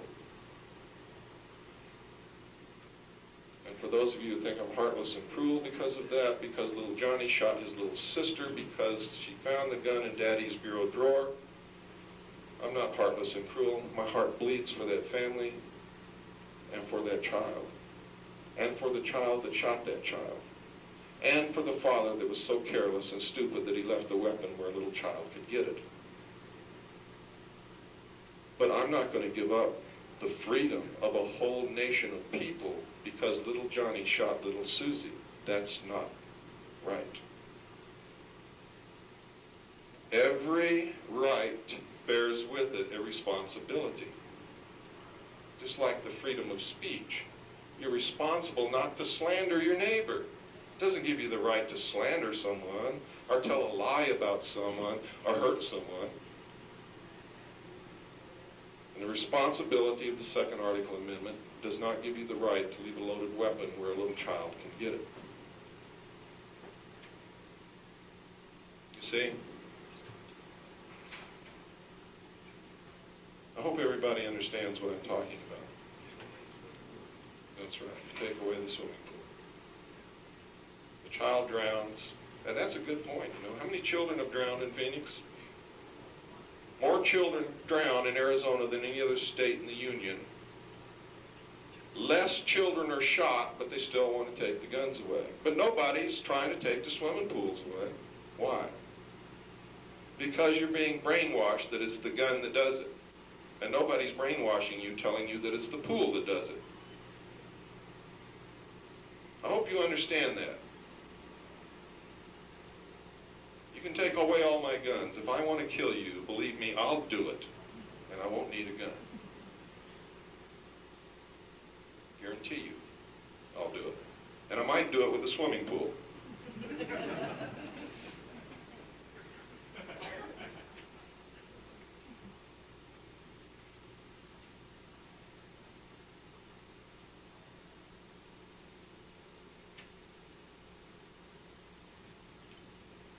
We've gotten to the point where life is so challenging and we are flooded with so much information on a daily basis that we have stopped handling it with responsibility and have begun to take the easy way out. And that's normal, because that's our nature. When presented with two choices, we usually want to take the easy way. This is not accidental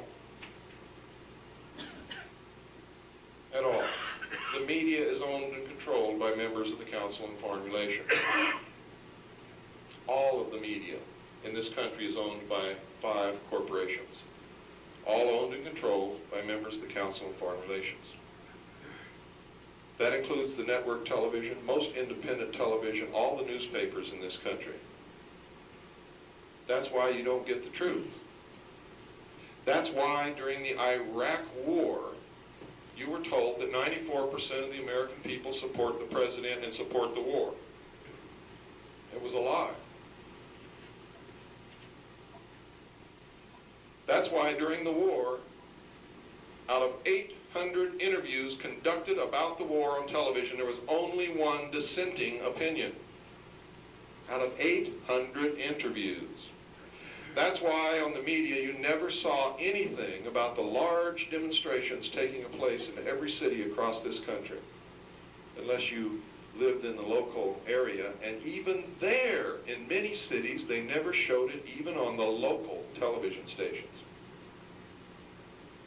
Fox TV in Los Angeles admitted it. I believe it was Fox. Was it Fox? I don't want to make a mistake here. Let me retract. Let me say, one TV in Los Angeles admitted it. Admitted that they purposely did not cover the anti-war demonstrations. Look what happened. How many of you remember the name of the reporter who stayed in Iraq? What was his name? Peter Arnett, right?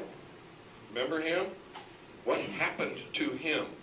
Because he was reporting from Iraq and was telling what was really happening there. What happened to him? Any of you know? Have any of you heard of him since then? His career was destroyed. George Bush named him by name as being a traitor to the American people.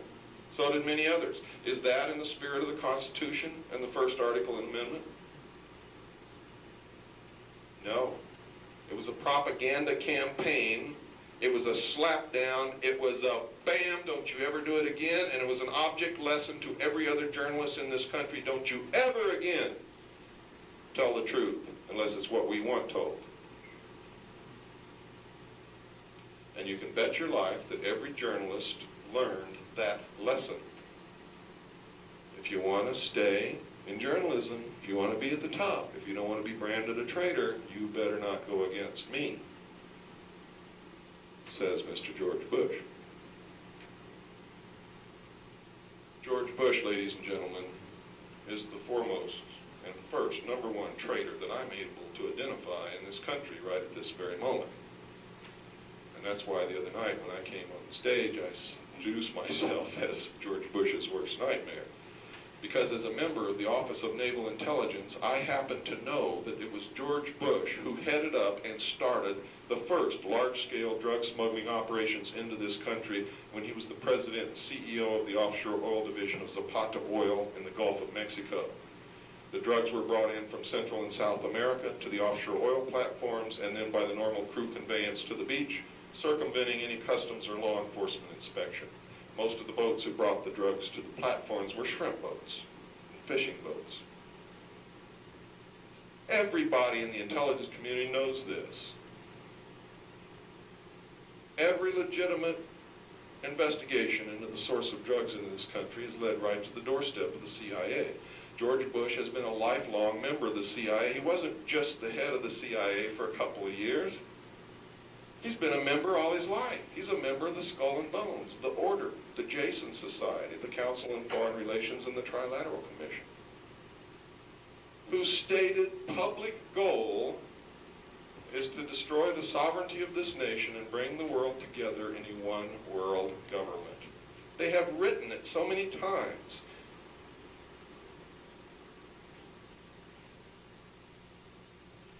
So how can we elect a president who belongs to an organization who states that he wants to do away with the sovereignty of nations, and then he takes an oath to uphold and defend the Constitution? I mean, there's something wrong there. It doesn't click, does it?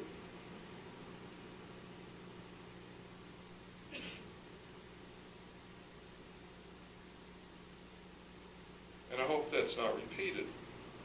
You know, when I first began what I was doing, I heard of a gentleman who was a Vietnam War veteran, a hero, who was talking about something that he learned in the Golden Triangle.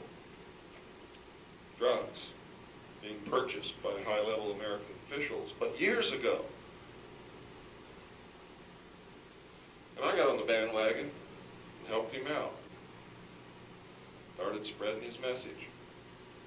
Then I found out that this man was the principal agent to the National Security Council for the Intelligence Support Agency of the Special Operations Division of the Department of Defense. You know what that is? That's Ollie North's boss. And now he's running for president on the Populist Party ticket. Gang, let me tell you something. You can never elect any of us who have ever served in any capacity in any intelligence organization ever to any office, period. And that includes me. Because you're never going to know your whole life whether you can trust any of us. Because anybody who served in any intelligence branch in this country was working for and toward the New World Order under the UN Participation Act and the UN Treaty signed by Harry Truman at the end of World War II. That's why and how all this is working. Under the full protection of the National Security Act. And drug cargoes are flown into this country every day labeled top secret.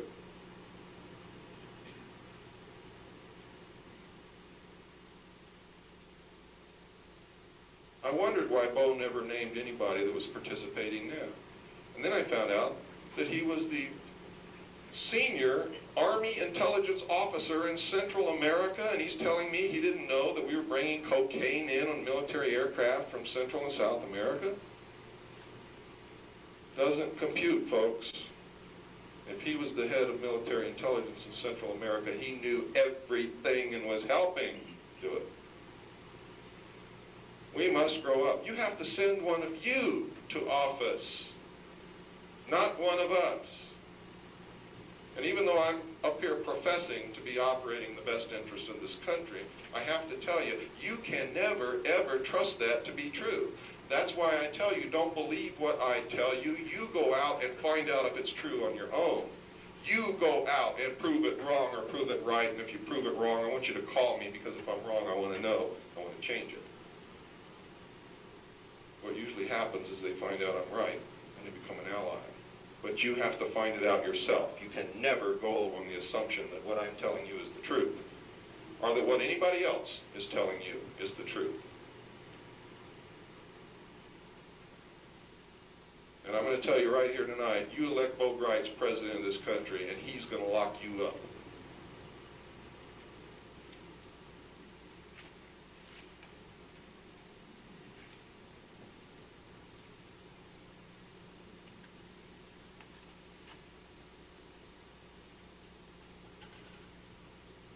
primary method of control of any government or people is money. Money. Cash. I met with a man today at 2 o'clock who said he had some information he wanted to give me. I asked him what kind of information it was. He told me. I asked him how he got that information, and he said money. He said he can get any information that I want. All we need is enough money. And he's right. Most people will sell their family for enough money, unfortunately. And maybe some families need to be sold, I don't know. But I knew exactly what he was talking about, because low-level personnel usually handle classified information, and they're usually not paid much. I always had to laugh when I found out how much security guards make. This guy's guarding millions of dollars of equipment and merchandise and inventory, and they're paying him $4.25 an hour. Man, I knew a secret when I learned that. I could have anything in there if I was willing to pay him 10. It's that simple.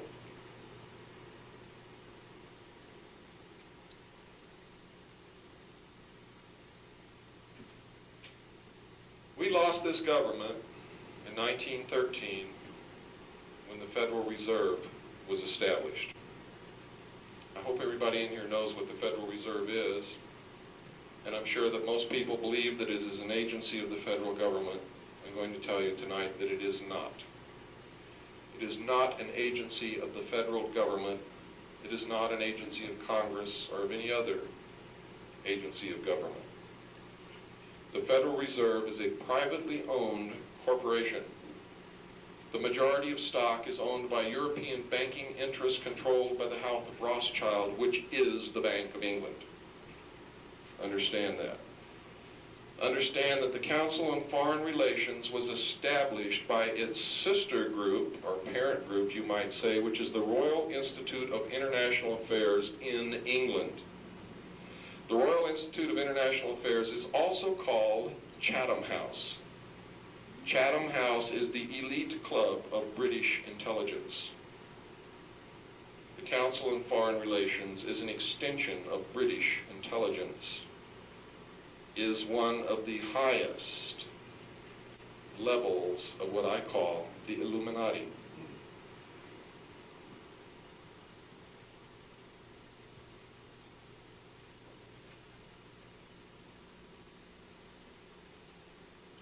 It was members of this elite group that before the Council on Foreign Relations was established used to meet in New York City as a dinner club.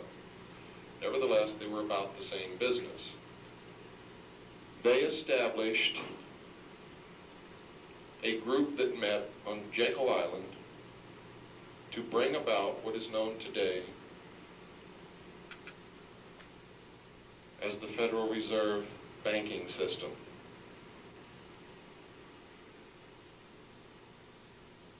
This group was made up mostly of international bankers, all who owed allegiance to the Rothschild family, the House of Rothschild, the family that literally owns the country of England. And I'm not going to go into the history of that because it takes some time. The Federal Reserve is constitutionally improper, illegal. It's under the color of law. It was passed probably illegally. What they do, folks, is they've circumvented the Constitution, which says that a unit of money in the United States is called a dollar. And a dollar is a specific measurement of gold or silver coin only. And if paper is used in place, it must be redeemable for exactly $1 measurement of gold or silver coin. That's constitutional money. You can't get in trouble if you have that kind of money. Over the years, they took us off that kind of money. if you'll look in your pocket and pull out one of those dollar bills, you'll see that it says Federal Reserve Note. A note, by definition, is a piece of paper that says that somebody owes somebody else some money. It cannot be redeemed for anything. They have even taken the worth from the coins of this country. If you look at your coins, you'll see that they are no longer silver coins. They're what's called copper clad. They're copper with a thin layer of silver plating over them. Our money has no value whatsoever. It is worthless.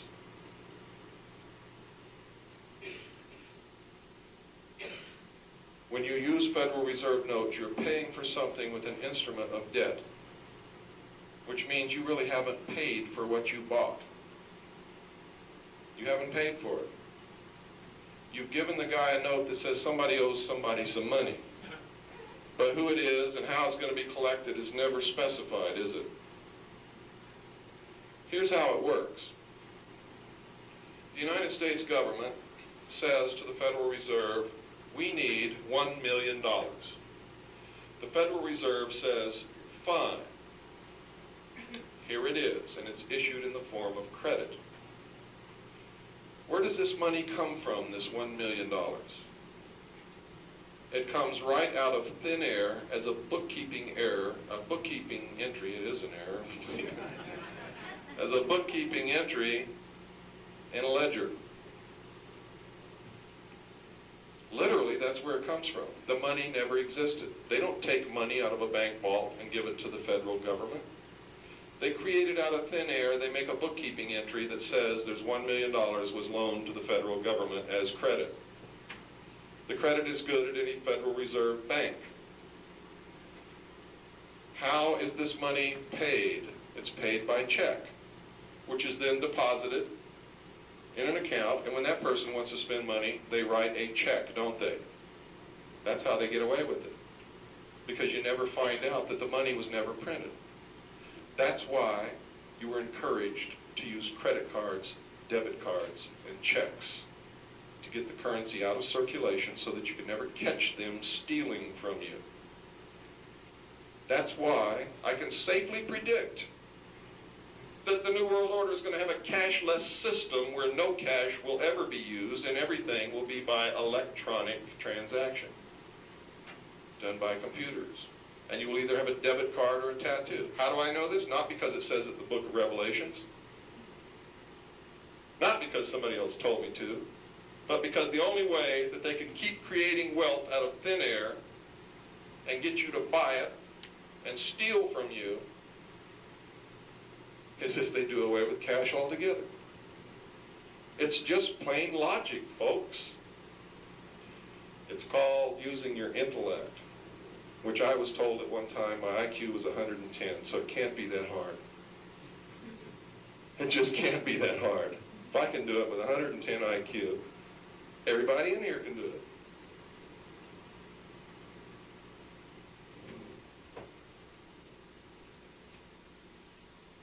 All of my predictions are based upon study, hard work, research, knowing what they need to do to continue their plan.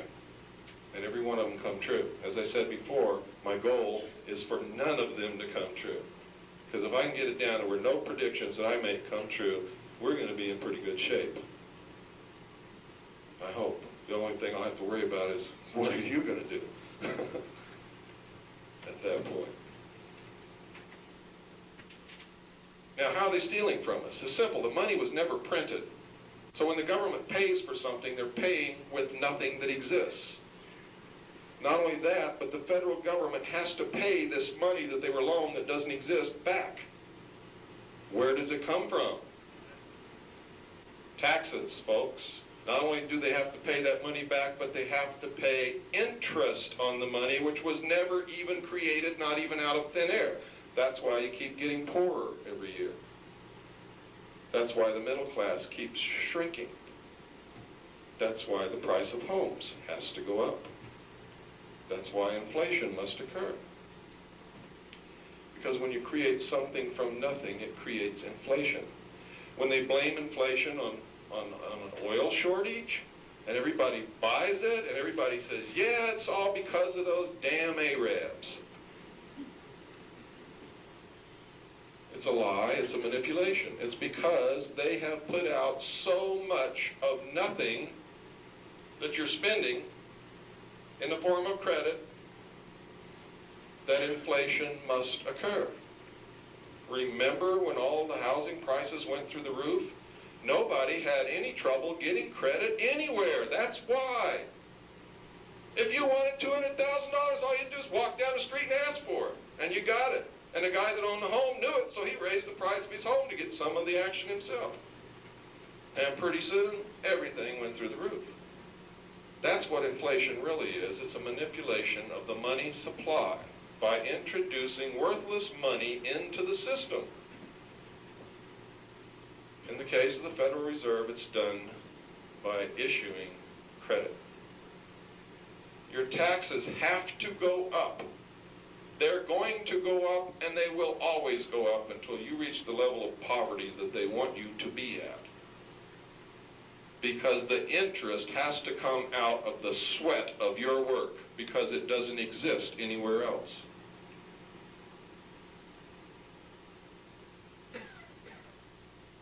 Does everybody follow me? Is anyone lost?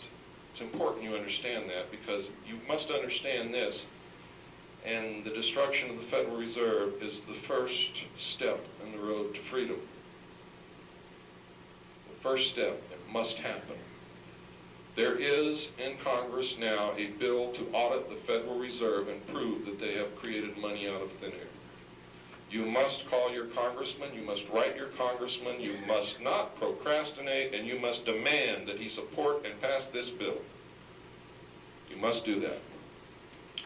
Once that's done, written into the legislation that established the Federal Reserve is the clause that we may buy it back at any time we so desire for $1,500,000. That's cheap compared to the national debt, because if we buy back the Federal Reserve, the national debt will vanish instantly because we will owe ourselves, you see. Does everybody understand that? Now there's another way too. We can audit them, prove that they're criminals, arrest them all, and nationalize the Federal Reserve and don't even pay the $1,500,000 for it. I would prefer to do it that way, because I think all those bastards need to be in jail. I really do. They've been stealing from us. They've been destroying this country. It's the same as if you don't have any money. So you come to me and say, Bill, I need $1,000. So I say, fine, you got it. And I give you a piece of paper that says, I got $1,000 in your name. And you go out and you buy a car with that $1,000, with that note, because that's what it is, it's a note. You go buy a car with that note. Do you own the car? No, you don't. Did you have any money? No, you didn't. But you got to pay me back $1,000, don't you, plus interest. And you know what? I didn't have it. I didn't have it, folks. But you got to pay me back $1,000 plus interest, and I didn't have it. See, you could have done the same thing. You could have wrote a phony piece of paper, too. So why'd you come to me? Why aren't we doing that?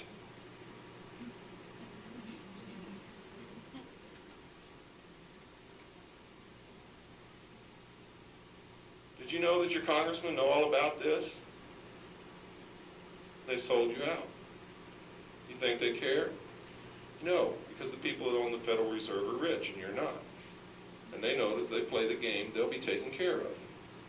Not by you. By the rich people who own them, who have them in their pocket. Are we really so stupid to think that somebody's going to spend $300 million to run for an office that only pays $50,000 a year or $80,000 a year? How dumb are we? How stupid are we? I mean, when you really get into it, you know, some of you are going to walk out of here feeling really low. I did for years. What I discovered in the documentation when I worked for the United States Navy in the Office of Naval Intelligence destroyed my life for years. When I discovered all this, when I discovered who really shot President Kennedy, when I knew what the real reality of the world was all about, my life went to shit. And I jumped in a bottle of booze. And I thought that I could really drink this away. I thought that I could make it all go away by ignoring it. I thought that somebody else would take care of the problem. But it doesn't work that way. And I didn't get my life back together until I began doing what I was supposed to do, and that's what I'm doing tonight. And you're going to find that once you have this knowledge, it becomes a burden, because now you're responsible to do something about it. And if you don't, your life's going to go to shit just like mine did. And you're not going to be able to live with yourself until you begin to do what you're supposed to do, and that's become responsible. It is to live and walk in a state of divine grace. And that means nothing more than being responsible for yourself, your family, your people, your country, and the world. It means understanding that the World Bank built the road into the Amazon so that the people in Brazil who were poor would burn the forest, so that you would scream for more control so that they can't burn the forest. And that control will be the New World Order, because no sovereign nation state can tell another sovereign nation state what to do.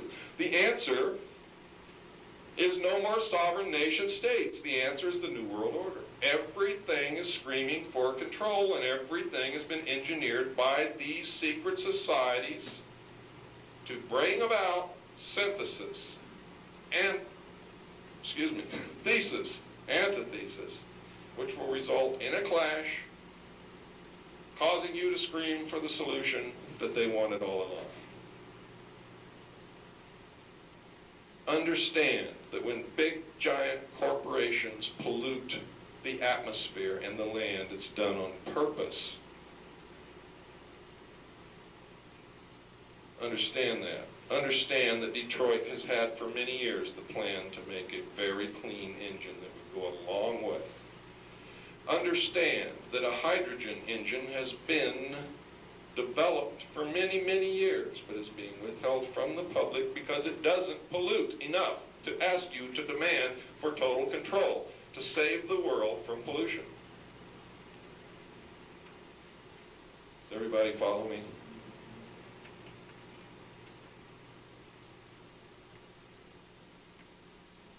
God, I hope you do. This is a spiritual thing, as I said the other night. This is a battle. It is a war. It's in its final stages. And whoever wins is going to be the victor for a long time. We're playing for high stakes. Playing for your very soul. You're playing for the future of mankind. This country, what we have here, is not possessed and has never been possessed by anyone else in the history of the world. No peoples have ever had the freedom that we have. No peoples in the world have ever had the opportunity to truly govern themselves. Never. Anywhere. And no other people in the world have flubbed it so miserably as we are flubbing it. We're flushing ourselves right down the toilet. That's what's happening. This country was founded to bring prophecy to reality. And it's going to happen. How many of you know about a spacecraft called Galileo? Okay, that means a lot of you don't. How many of you know that in the book of Revelations it says that in the end, when all the prophecy comes to pass, the moon will disappear from the heavens and there will be no more night? How many of you know that? Well, I know it, and I read it again before I came down here to make sure that it was still there. And it was still there. In 1957, a study was conducted by a secret group of scholars called the Jason Group. They're administered by the Miter Corporation. They are the biggest, best brains in this country, All of the Nobel Prize winners of this country are in their group, or most of them, I should say. And they, along with scientists from other countries, met at Huntsville, Alabama in 1957 and decided that we're in for some deep trouble. They predicted that the population would double between 1957 and 1990. And then again after that, and then again after that, and again after that. They predicted that we are in the downward swing of a warming period in the geological history of this world, which means that we're going into an ice age, not a desert period as you've been told. That this had to be kept from people. Because you have to understand that an ice age will destroy civilization as we know it. You can't feed people if you can't raise animals and you can't grow food, can you? That's why they've been telling you that it's getting warmer every year. It's not. And all you got to do to prove it to yourself is go down and buy this year's, not the new edition that just came out, but this year's edition, the last one. One just came out right now. Don't get that. Get the one that was already out. In the Old Farmer's Almanac, you will see a little article in there about the release by the Agricultural Department through the U.S. Government Printing Office of the map of what plants can grow in what area, and they slipped. They said the reason this map had to be changed is the average climate is getting colder, and some plants can't be grown in areas where they could be grown previously. And that's the truth of the matter. Project Galileo is a spacecraft that has been fired off. It's already on its way to Jupiter. Does anybody in here know what Jupiter is? Yes? It's a planet. What's it made up of? What gases? Who said that? I heard it over here. Hydrogen, what else? Helium. You know what's really coincidental about this? Jupiter is made up of hydrogen and helium and some other trace gases in the exact same proportions as these gases exist in our sun. Jupiter, as any astronomy textbook will tell you, is a baby star that has never been lit off. Galileo is going to light off Jupiter, and we are going to be a binary solar system. Now, I really know I'm stretching your ability to absorb information at this moment, and that's okay. Just remember, file it in the question mark drawer under Cooper's Crazy, but when you go out of here, you go check and see if I'm right or not. In this spacecraft, it is carrying 49.7 pounds of weapon-grade plutonium. NASA says that the plutonium is used for batteries to power the spacecraft. If that's true, and the spacecraft is only good until December 1999 when it's going to plunge into the center of Jupiter, why did they use weapons-grade plutonium when weapons-grade plutonium has a half-life of over 20,000 years? Does not compute. I sent to NASA and got back the whole kit describing Galileo, everything. And guess how this plutonium is arrayed in the spacecraft? Two banks opposite each other with a vacuum in the middle. What is that the configuration of? Atomic bomb. I heard it from all over here. You're absolutely right. That is the configuration of an atomic bomb, and plutonium is exactly what they use in an atomic bomb. Why are they going to do this? To short circuit and do away with the cycle of ice ages in our future forever so that humanity never has to worry about it ever again.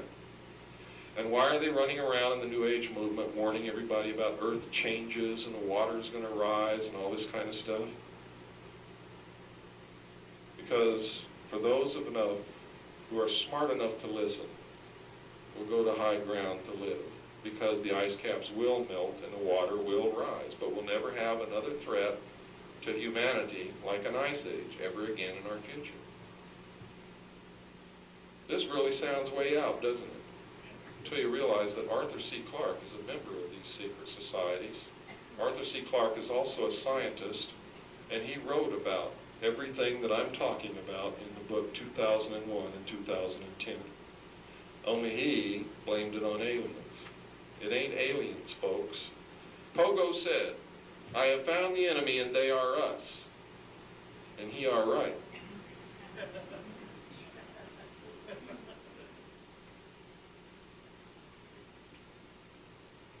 That's exactly what's going to happen. Now, it's going to happen according to NASA. The last moon that Galileo is going to photograph is going to photograph all the moons of Jupiter. Why? We've already got millions of photographs of the moons of Jupiter. But because when Jupiter lights off, it's going to be the first time that moons could become planets. And they want a record of this. In December of 1999, its orbit will decay because the last moon it photographs will be Io, the closest moon to Jupiter.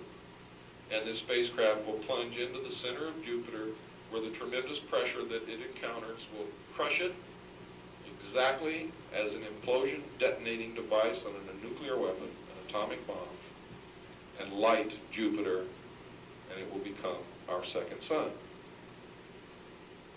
That's what's going to happen, and that's what all this other crap about Earth changes and water rising and all this other stuff is all about. It's for those who will listen to hear and be warned.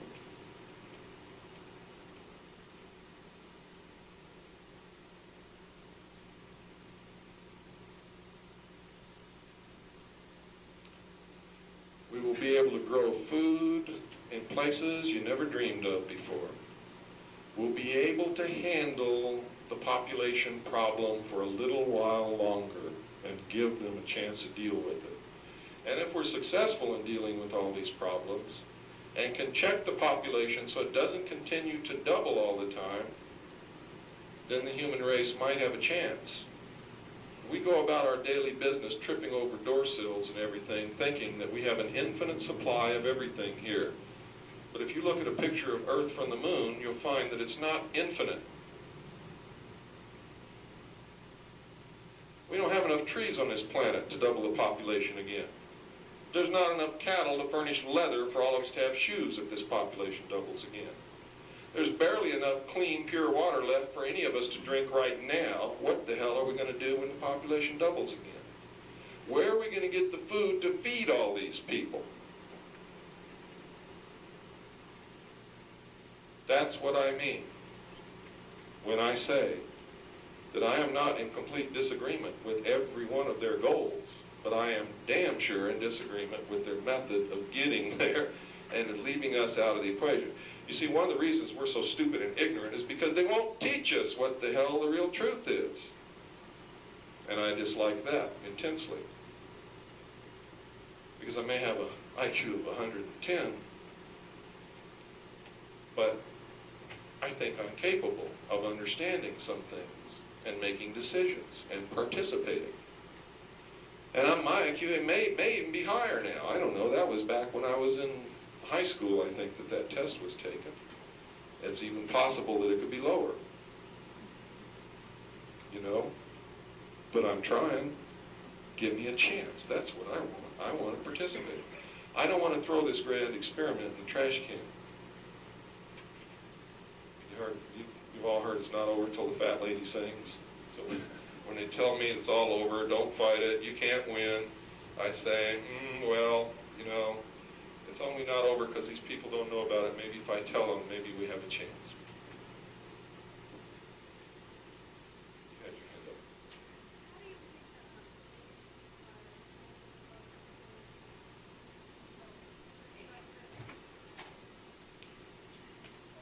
She wants to know how the AIDS virus ties in with population control.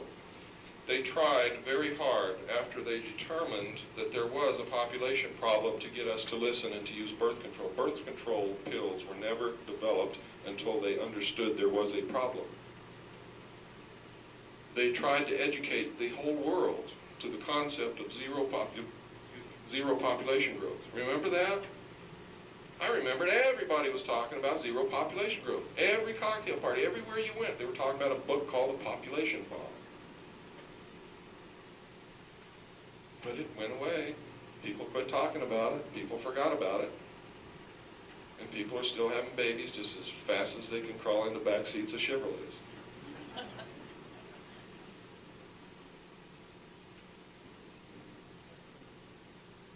And maybe that's why Chevrolets were built. Yes?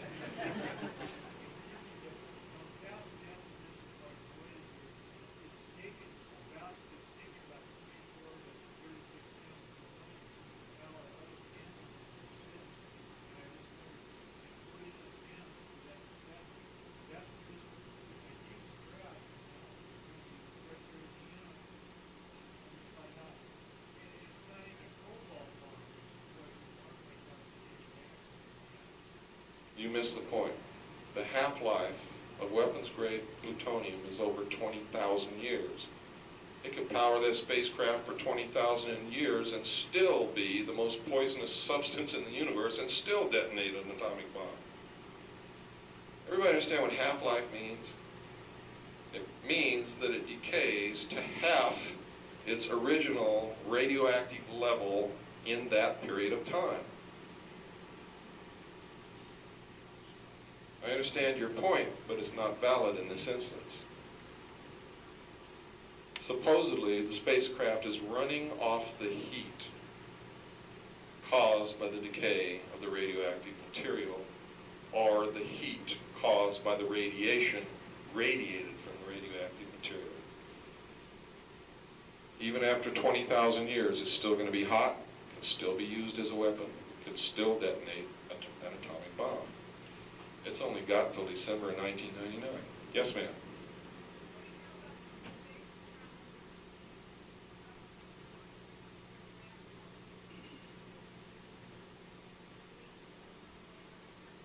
I'm sorry, I can't hear you. Can you speak louder, please?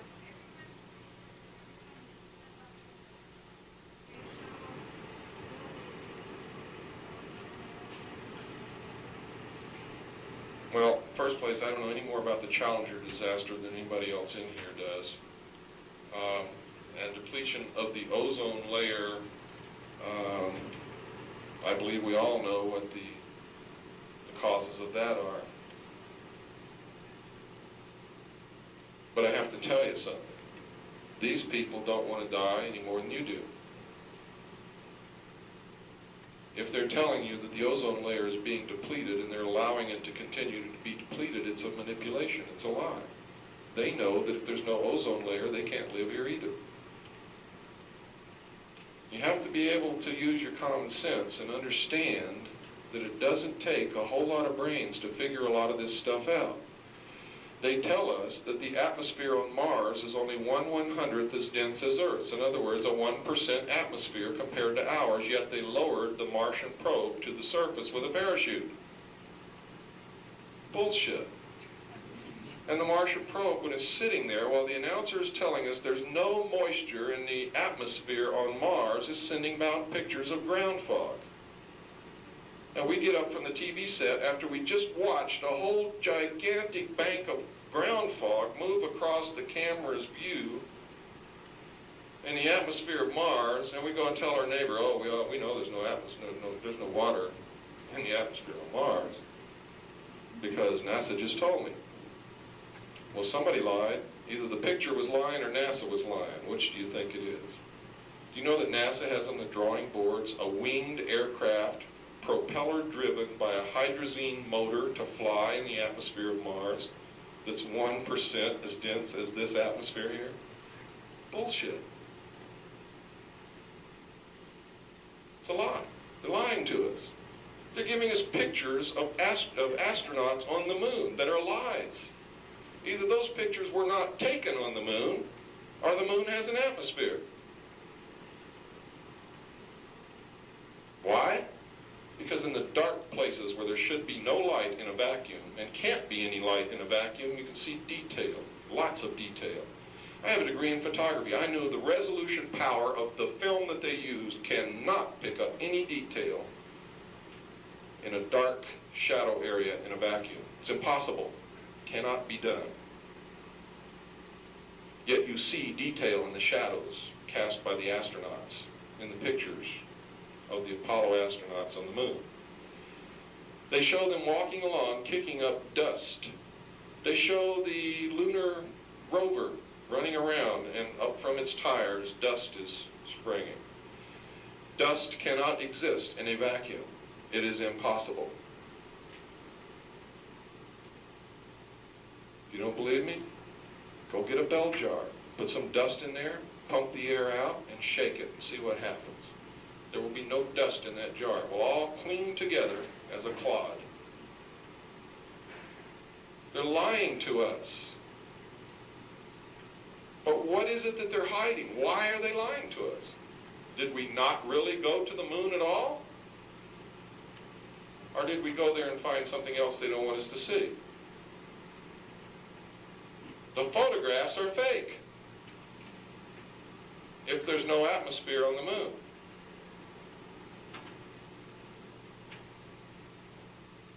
NASA is printing in books published by NASA, printed by the U.S. government printing office, thousands of photographs of alien artifacts and anomalous material on the moon that should not be there. And NASA denies it. Yet anybody with a magnifying glass can see it in any of the books that they've published in the pictures. Now that means one of two things. Either NASA wants us to believe that there's extraterrestrials that don't exist and they faked all those photographs, or they're letting those photographs out intentionally so that we'll begin to guess that there really are extraterrestrials up there. You see, because I learned a lesson a long time ago, I won't even look at a photograph if it's not a NASA photograph in a book published by the U.S. government printing office, because that's the only way I can keep them from calling me a liar.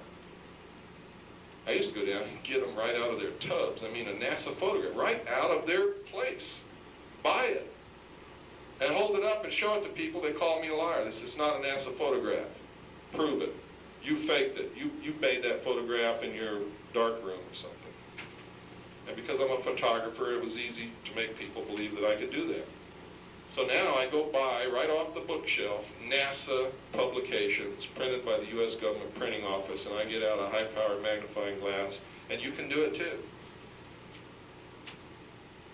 Yes, sir? I have two questions. One is, do you have any practical advice for homeowners disappearing home workers?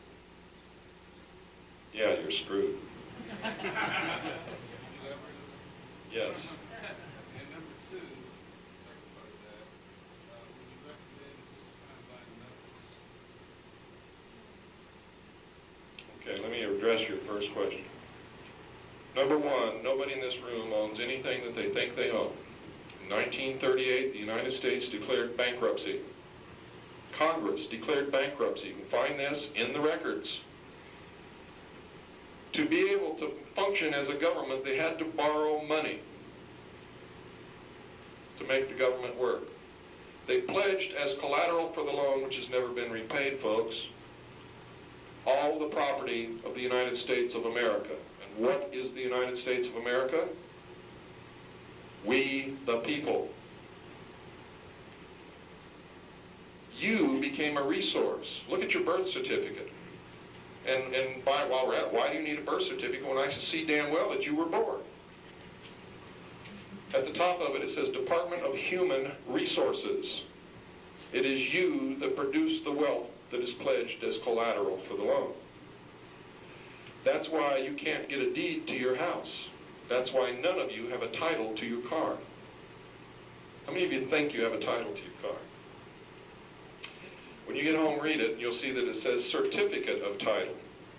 The state holds the title as collateral for the loan. All the assets of the United States of America are pledged to the bankers. That's why I've always said, and it is true, when the New World Order becomes a fact, there will be a redistribution of wealth. You don't own a deed to your house. You own a warranty deed. That's what they give you, isn't it? You know what a warranty deed means? It's a guarantee that a deed exists, but you don't have it. The state retains the deed.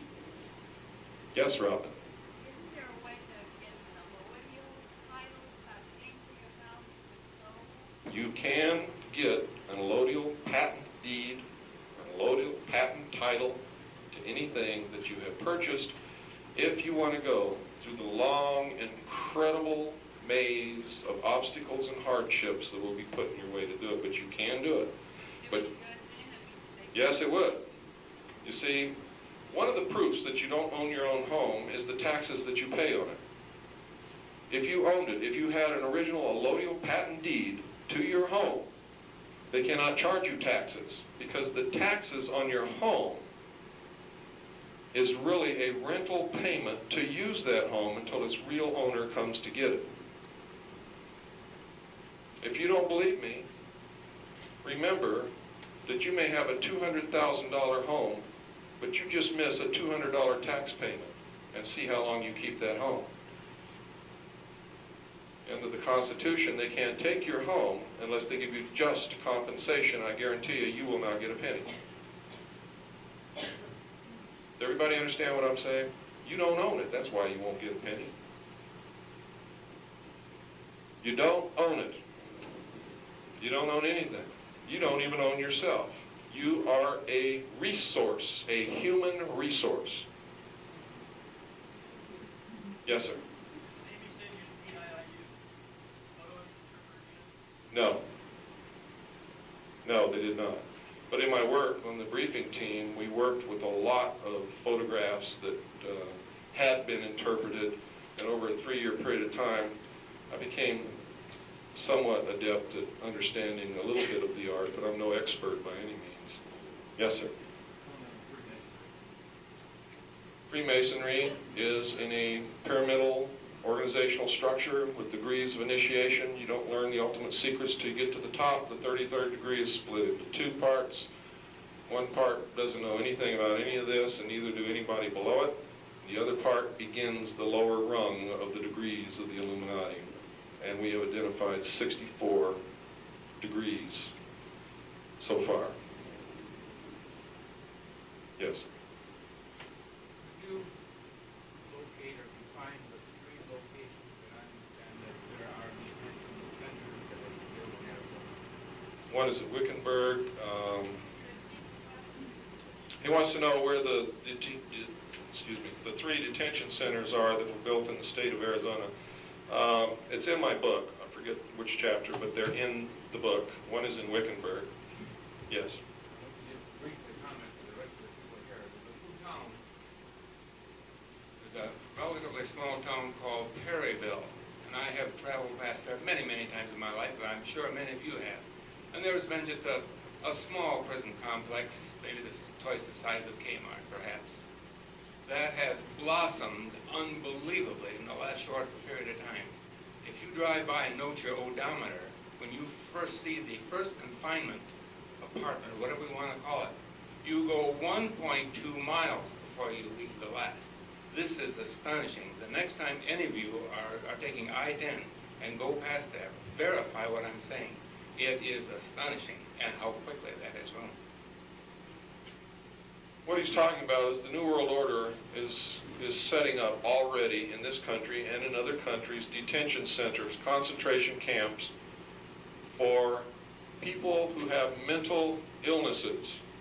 Some of these are going to be on abandoned military bases, and this was passed in a law, Public Law 100-690, which is published in my book also, which states that military installations can be used for mental treatment centers. Now, why do they have to be mental treatment centers? Because patriotism and nationalism in the New World Order will be considered to be a mental illness and is not compatible with the new nation state, the one world government. Does everybody follow? These people will be re-educated, brainwashed, whatever it takes, and if they can't, they'll just be executed. They're not fooling around. This is the culmination of everything. This is why I'm trying to tell you it's so important that you wake up. Most of this is documented in my book. I've been told that this is the most thoroughly documented book and contains more suppressed and hidden information that's ever been published in the history of the world. I'm very proud of that. It's also the only book in the world that comes with a guarantee. If you think you got took when you buy this book for any reason at all, you don't even have to tell me. Just write me a little note, paste it on the front of here, and send it to me, and I'll send you your money back. I don't do anything unless I can put my name on it and back it 1,000%, period. And I mean that. So far, nobody's ever done it. I don't know why. There must be somebody who's not happy with that book, because it's just the law of averages that somebody will be. Yes, sir? Yeah, Bill, what is your overall sense of the alien participation? If extraterrestrials are real, then they have been controlling us since the beginning of our history, and you can find reference to it throughout the written history of all peoples of the world and even in the Bible. If they're not real, then it's the biggest hoax in the history of the world to create the alien threat, to unite all humanity in a one-world government to face that threat. And what we find written in history are accounts of angels or paranormal phenomena that we can't explain. You see, because extraterrestrial intervention in history, written in history, is an interpretation of what was written. But it's pretty hard to interpret it any other way when you hear people talking about and writing about gods descending from the skies and craft that they describe that resembles exactly what we're seeing in the sky right now. It's tough to ignore that. But there is no proof anywhere in this world that extraterrestrials are real other than somebody say so that they spoke to one or saw one. Do you think the ones at the underground bases are creation? Well, you know what's really suspicious about these little gray dudes that are running around with the bug eyes is all through the history of the world, every description of every encounter with any kind of any extraterrestrial being, if described as such, they've always looked exactly like you and I. Up until the time when we had the capability to do genetic engineering in the laboratory, and then up pops these little gray dudes with big bug eyes. That's incredible to me. I mean, why is there never any mention of them before that particular point? And I happen to know this for a fact, that whatever you perceive as the state of art, the state of technology, the state of medicine in the public realm, they're at least 50 to 100 years ahead of that in the black projects in secret. I know that they have the capacity to clone a human being right now in a laboratory. Yes?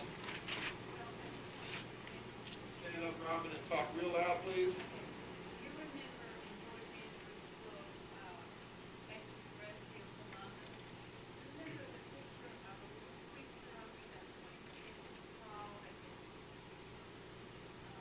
found in western part of the United States, person concerned, condition was very dangerous, a figure of a being, just don't anything like us. I remember that photograph very well, but you also have to understand that that's represented as being a mummy that has never been dissected or medically examined. It could be a lump of clay that someone has, you know. What I'm trying to say is it has not been presented, nor has it been treated as proof, nor has it been examined by anyone who could say that this is not a human mummy. What I'm trying to say is we've got to quit believing what we're told. Because we see a picture in a book does not mean that the picture is a true representation of what it's purported to be.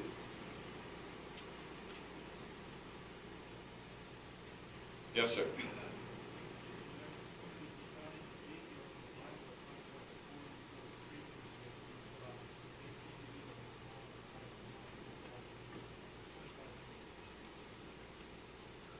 Ezekiel is one place in the Bible that could be interpreted as an extraterrestrial visitation to the earth. Another one could be Jacob's ladder, where he saw beings climbing up into the sky. You know, I mean, there's all kinds of references that can be interpreted as extraterrestrial beings, contact, landings, whatever. But it doesn't mean that that's what it literally is.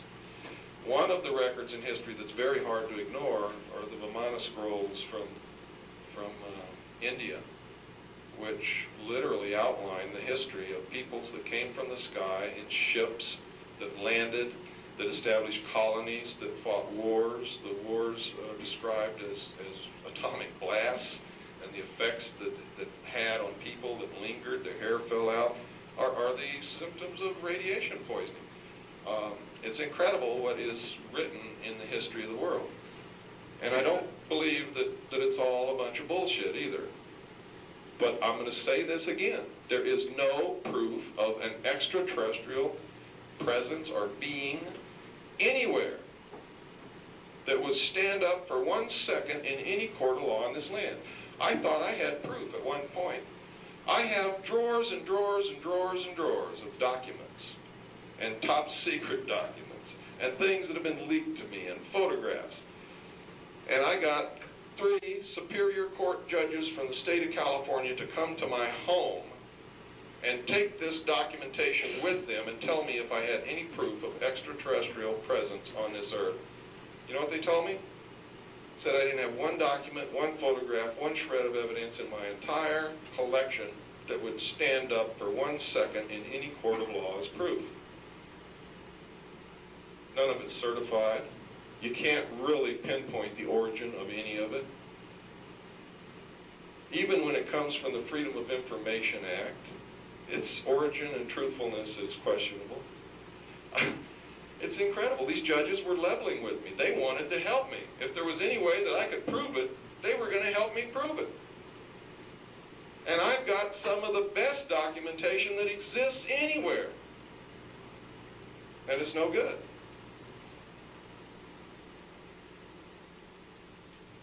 Now, if they were really visiting this earth, don't you think it's odd that we don't have one shred of proof after thousands of years? I think that's odd. Probably intentional. Look how the government treats this. They let information leak. They let people like me see reams of documents saying that there's extraterrestrial visitation, and then they deny it. That's like your neighbor. He comes home late one night and you see him carrying a coffin on his shoulder, and it's 1 o'clock in the morning, and you see him looking around to see if anybody's watching, and he slides it down the coal chute into his basement. What are you going to think? You think he killed somebody and he's hiding them in the basement, don't you? And the next day he reinforces that because he denies that he carried a coffin on his shoulder across the yard and put it down the coal chute, doesn't he? And you say, now I know he killed somebody because I saw him.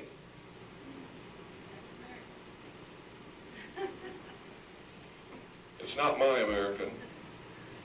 Yes? What did you think you saw then? That ship that comes up out of the water that flies off? I saw exactly what I described to you. Now you have to understand that if these secret societies have been withholding information and knowledge and technology from the masses of us for thousands of years, they could have had a nuclear submarine in the year 1000 maybe. Who knows?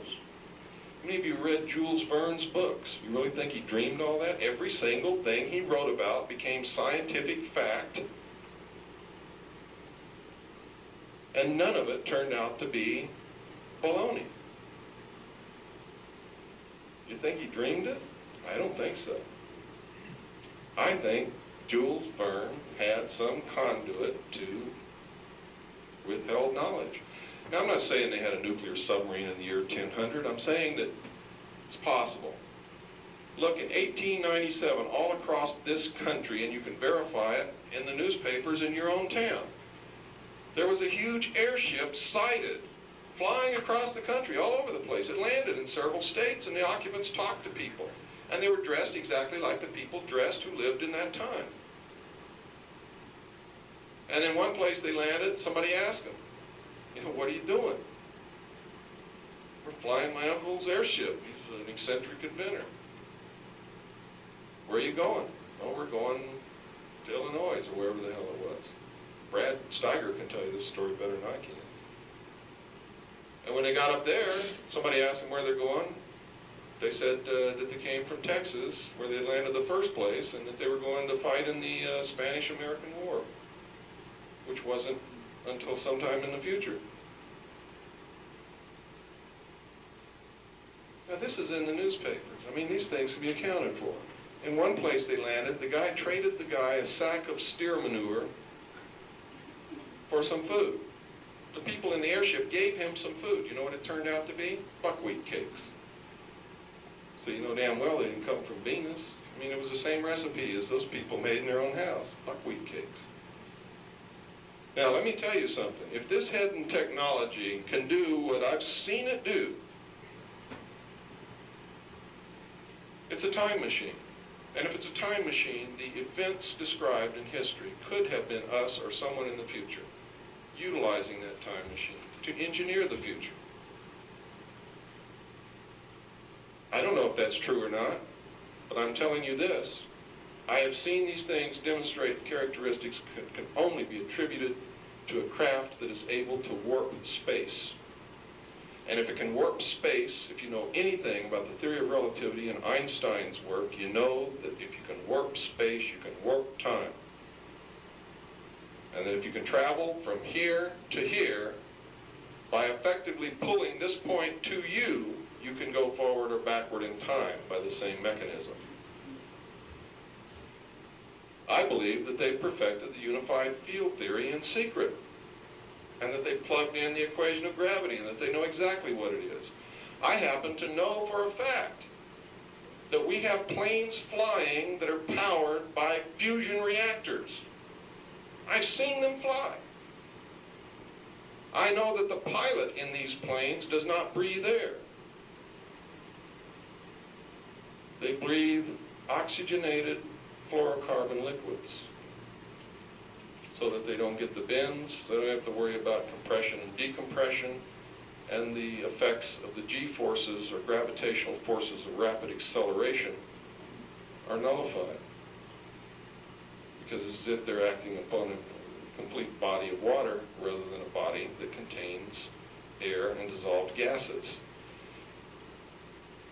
And don't dismiss this, because we experimented years ago when I was the head of the mixed gas deep saturation diving department of the College of Oceaneering with oxygenated fluorocarbons.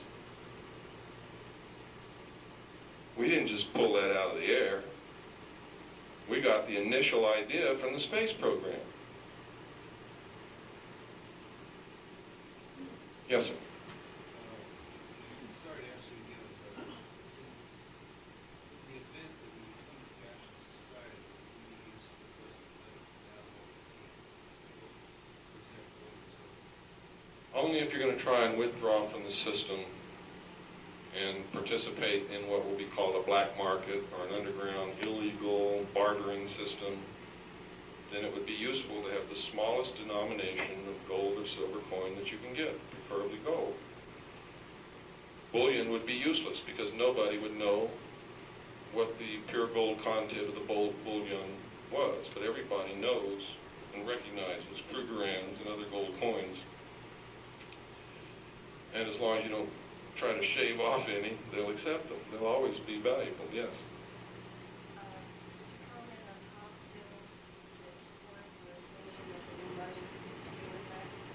It's already happening. Crane Paper Company has been rolling out the paper for months now. The new printing presses and the facility for printing the money has already been built in Fort Worth, Texas. They are printing. The money has already started being exchanged on the East Coast and is working its way westward. First will be $50 and $100 bills. The world first heard about it in my newsletter back, way back at the beginning of this year. Yes. I think because some people don't believe the truth is why they have some secret society, and I know there's one that gets together at noon once a month, and the Illuminati people meditate on the leaders and the people of the world, try to get them to raise their consciousness to what's going on, and they do this, so all of them are not, bad people, but some people, they won't believe the truth to show it to them, I didn't say they were bad. Yeah, that's why they have some. They firmly believe that they're doing what's right for humanity. They believe that. Have you ever seen anybody in your life that believed that they were doing the wrong thing? Even murderers justify their deed to themselves. Nobody does something if they truly in their heart believe that they're doing the wrong thing. They believe sincerely that what they're doing is the only hope for the future of mankind. This is what you have to understand. But so does everybody on this earth. is what you also have to understand. There's not a person in this room doesn't believe that they're doing the best that they know how to do for the future of humanity. What I'm trying to say is not that everything that they're doing is wrong. It's that we're not allowed to participate. That's wrong. Our fate is being decided by someone else. That's wrong. They will decide who will live and who will die. That's wrong, in my estimation.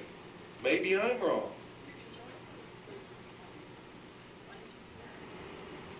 Then you know.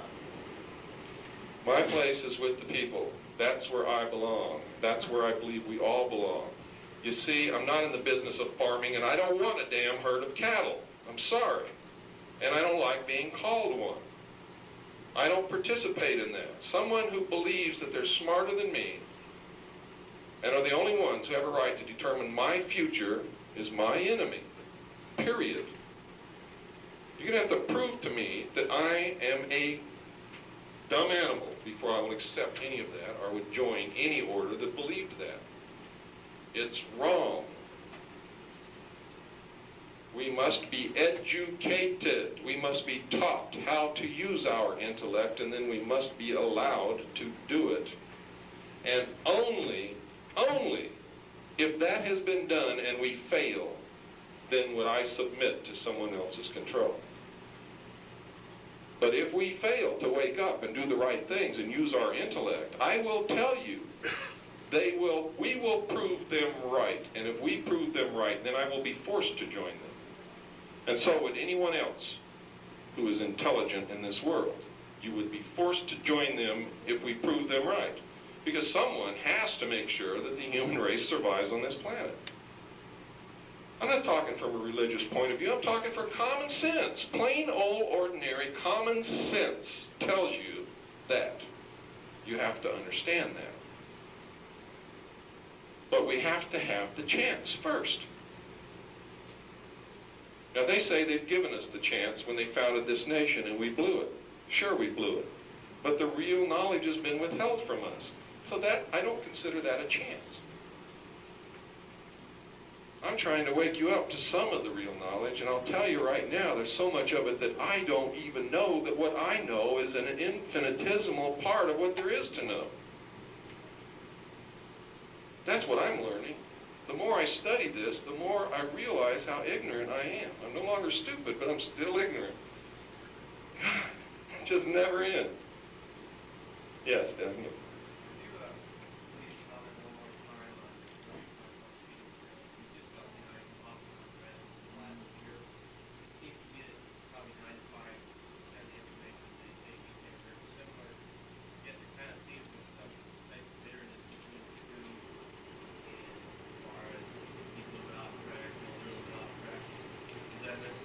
No bitterness, I'm for truth, and he's for deception. The Phoenix Journals are really written by Doris and E.J. Ecker. They're two con people that have a police record as long as my arm. They say that they're receiving this information from some space cadet named Hatton through a shortwave radio, who also at times claims to be God, Jesus, Sananda, and who else? Ashtar. Do you really think Jesus is going to communicate with us through a shortwave radio? I mean, that's all it takes for you to understand that what's in those journals is bullshit. But if you need more, most of it is copied verbatim from other people and is said to originate from this space cadet called Hatton. In Spacegate, The Veil Removed, the first 45 pages of that book is copied word for word, verbatim, from a paper I wrote in May of 1989 called The Secret Government. The Phoenix Journals weren't published until November of 1989, just in case you think I copied it from them. And I could go on and on and on. Lindsey Williams' tapes have been copied verbatim. Eustace Mullins's books have been copied verbatim. If there were such a thing as ascended masters, they could at least use their own words. Why would they copy from some insignificant human such as I?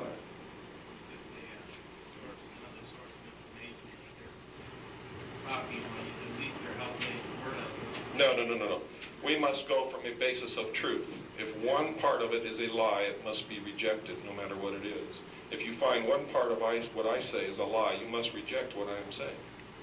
You must. When you talked about earlier how you study all the different sources, you got to read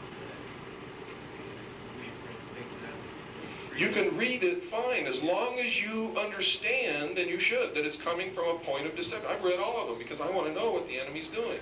His logo tells me that he is a member of the Illuminati, and thus his intent is to deceive. The message of the Phoenix Journals is it's all over, there's nothing you can do. It is so bad now that the only thing you can do is liquidate all your assets, send me the money, I'll buy gold and store it for you. I wish you luck. Send me the money, I'll buy gold, give you half and keep half. I mean, that's a better deal than he's offered you, yeah.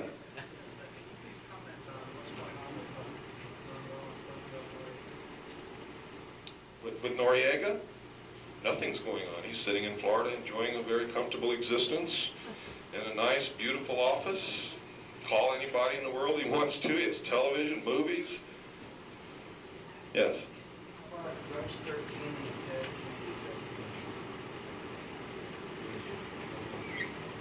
You mean what? Rush 13. Mm-hmm.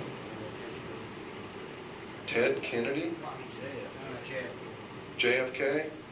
John F. Kennedy was killed by the driver of his car, who turned in the seat and fired point blank into his head with an assassination pistol that was manufactured